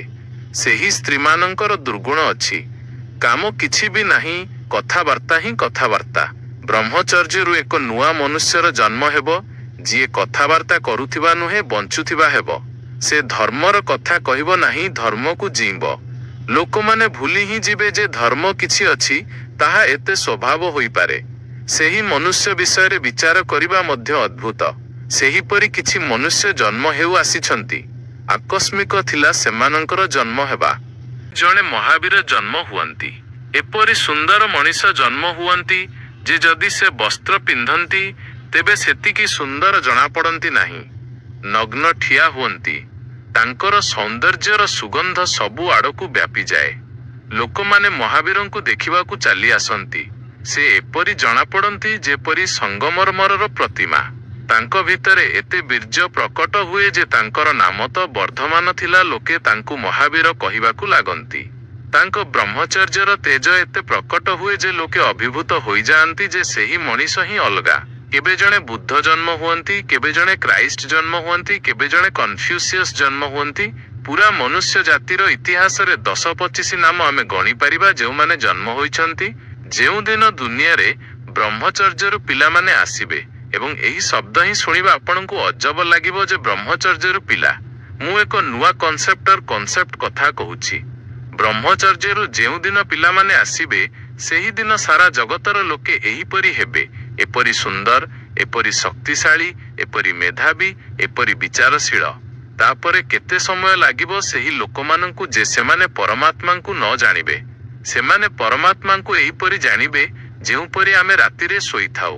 କିନ୍ତୁ ଯେଉଁ ମଣିଷକୁ ନିଦ ଆସେ ନାହିଁ ତାକୁ ଯଦି କେହି କହେ ଯେ ମୁଁ କେବଳ ତକିଆ ଉପରେ ମୁଣ୍ଡ ରଖେ ଏବଂ ଶୋଇଯାଏ, ତେବେ ସେହି ମଣିଷ କହିବ ଏହା ସମ୍ପୂର୍ଣ୍ଣ ଭୁଲ, ମିଛ କଥା। ମୁଁ ତ ବହୁତ ପାସୱାର୍ଡ ପରିବର୍ତ୍ତନ କରେ, ଉଠେ, ବସେ, ମାଳା ଫେରାଏ, ଗାଈ ମଇଁଷି ଗଣେ, କିନ୍ତୁ କିଛି ନାହିଁ, ନିଦ ଆସେ ନାହିଁ। ଆପଣ ମିଛ କହୁଛନ୍ତି। ଏହା କିପରି ହୋଇପାରେ ଯେ ତକିଆ ଉପରେ ମୁଣ୍ଡ ରଖିଲା ଏବଂ ନିଦ ଆସିଗଲା? ତାକିଆ ଉପରେ ମୁଣ୍ଡ ରଖିଲେ ଏବଂ ନିଦ ଆସିଯାଏ? ଆପଣ ସମ୍ପୂର୍ଣ୍ଣ ମିଛ କହୁଛନ୍ତି। କାରଣ ମୁଁ ତ ବହୁତ ପ୍ରୟୋଗ କରି ଦେଖିଲି। ନିଦ ତ କେବେ ଆସେ ନାହିଁ, ରାତି ରାତି ବିତିଯାଏ। ଆମେରିକାରେ ନ୍ୟୁୟର୍କ ଭଳି ନଗରରେ 30ରୁ ନେଇ 40% ଲୋକ ନିଦ ବଟିକା ନେଇ ଶୋଉଛନ୍ତି। ଏବଂ ଆମେରିକାର ମନୋବୈଜ୍ଞାନିକ କହୁଛନ୍ତି ଯେ 100 ବର୍ଷ ମଧ୍ୟରେ ନ୍ୟୁୟର୍କ ଭଳି ନଗରରେ ଜଣେ ବି ମଣିଷ ସହଜ ରୂପରେ ଶୋଇପାରିବ ନାହିଁ, ଔଷଧ ନେବାକୁ ହିଁ ପଡ଼ିବ। ତେବେ ଏହା ହୋଇପାରେ ଯେ ନ୍ୟୁୟର୍କରେ 100 ବର୍ଷ ପରେ ହେବ, 200 ବର୍ଷ ପରେ ହିନ୍ଦୁସ୍ତାନରେ ହେବ। କାରଣ ହିନ୍ଦୁସ୍ତାନର ନେତା ଏହି କଥା ପଛରେ ପଡ଼ିଛନ୍ତି ଯେ ଆମେ ତାଙ୍କର ମୁକାବିଲା କରି ରହିବୁ। ଆମେ ତାଙ୍କଠାରୁ ପଛରେ ରହିପାରିବୁ ନାହିଁ। ସେ କହୁଛନ୍ତି ଯେ ଆମେ ତାଙ୍କଠାରୁ ପଛରେ ରହିପାରିବୁ ନାହିଁ, ତାଙ୍କର ସବୁ ରୋଗରେ ଆମେ ମୁକାବିଲା କରି ରହିବୁ। ତେବେ ଏହା ହୋଇପାରେ ଯେ 500 ବର୍ଷ ପରେ ସାରା ଦୁନିଆର ଲୋକେ ନିଦ ବଟିକା ନେଇ ହିଁ ଶୋଇବେ। ଏବଂ ପିଲା ଯେତେବେଳେ ପ୍ରଥମ ଥର ଜନ୍ମ ହେବ ମା ପେଟରୁ, ତେବେ ସେ ଦୁଧ ନ ମାଗୁ, ସେ କହୁ ଟ୍ରାଙ୍କୁଇଲାଇଜର। 9 ମାସ ଶୋଇପାରିଲି ନାହିଁ ତୁମ ପେଟରେ, ଟ୍ରାଙ୍କୁଇଲାଇଜର କେଉଁଠି ଅଛି? ତେବେ 500 ବର୍ଷ ପରେ ସେହି ଲୋକମାନଙ୍କୁ ଏହି ବିଶ୍ୱାସ ଦେବା କଷ୍ଟକର ହେବ ଯେ ଆଜିଠାରୁ 500 ବର୍ଷ ପୂର୍ବେ ସାରା ମନୁଷ୍ୟତା ଆଖି ବନ୍ଦ କରୁଥିଲା ଏବଂ ଶୋଇଯାଉଥିଲା। ସେମାନେ କହିବେ ଇମ୍ପସିବଲ, ଇମ୍ପସିବଲ, ଅସମ୍ଭବ ଏହି କଥା। ଏହା ହୋଇପାରିବ ନାହିଁ। କିପରି ହୋଇପାରିବ ଏହି କଥା? ମୁଁ ଆପଣଙ୍କୁ କହୁଛି, ସେହି ବ୍ରହ୍ମଚର୍ଯ୍ୟରୁ ଯେଉଁ ଜୀବନ ଜନ୍ମ ନେବ ତାକୁ ଏହା ବିଶ୍ୱାସ କରିବା କଷ୍ଟକର ହୋଇଯିବ ଯେ ଲୋକେ ଚୋର ଥିଲେ, ଲୋକେ ବେଇମାନ ଥିଲେ, ଲୋକେ ହତ୍ୟାକାରୀ ଥିଲେ, ଲୋକେ ଆତ୍ମହତ୍ୟା କରି ନେଉଥିଲେ, ଲୋକେ ବିଷ ଖାଉଥିଲେ, ଲୋକେ ମଦ୍ୟପାନ କରୁଥିଲେ, ଲୋକେ ଛୁରୀ ଭୁଷୁଥିଲେ, ଲୋକେ ଯୁଦ୍ଧ କରୁଥିଲେ। ଏହା ସେମାନଙ୍କୁ ବିଶ୍ୱାସ କରିବା କଷ୍ଟକର ହେବ ଯେ ଏହା କିପରି ହୋଇପାରେ। କାମରୁ ଏପର୍ଯ୍ୟନ୍ତ ଉତ୍ପତ୍ତି ହୋଇଛି ଏବଂ ତାହା ବି ସେହି କାମରୁ ଯାହା ଫିଜିଓଲୋଜିକାଲ ଠାରୁ ଅଧିକ ନୁହେଁ।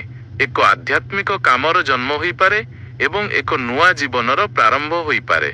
ସେହି ନୂଆ ଜୀବନର ପ୍ରାରମ୍ଭ ପାଇଁ ଏହି ଟିକିଏ କଥା ଏହି 4 ଦିନରେ ମୁଁ ଆପଣଙ୍କୁ କହିଛି।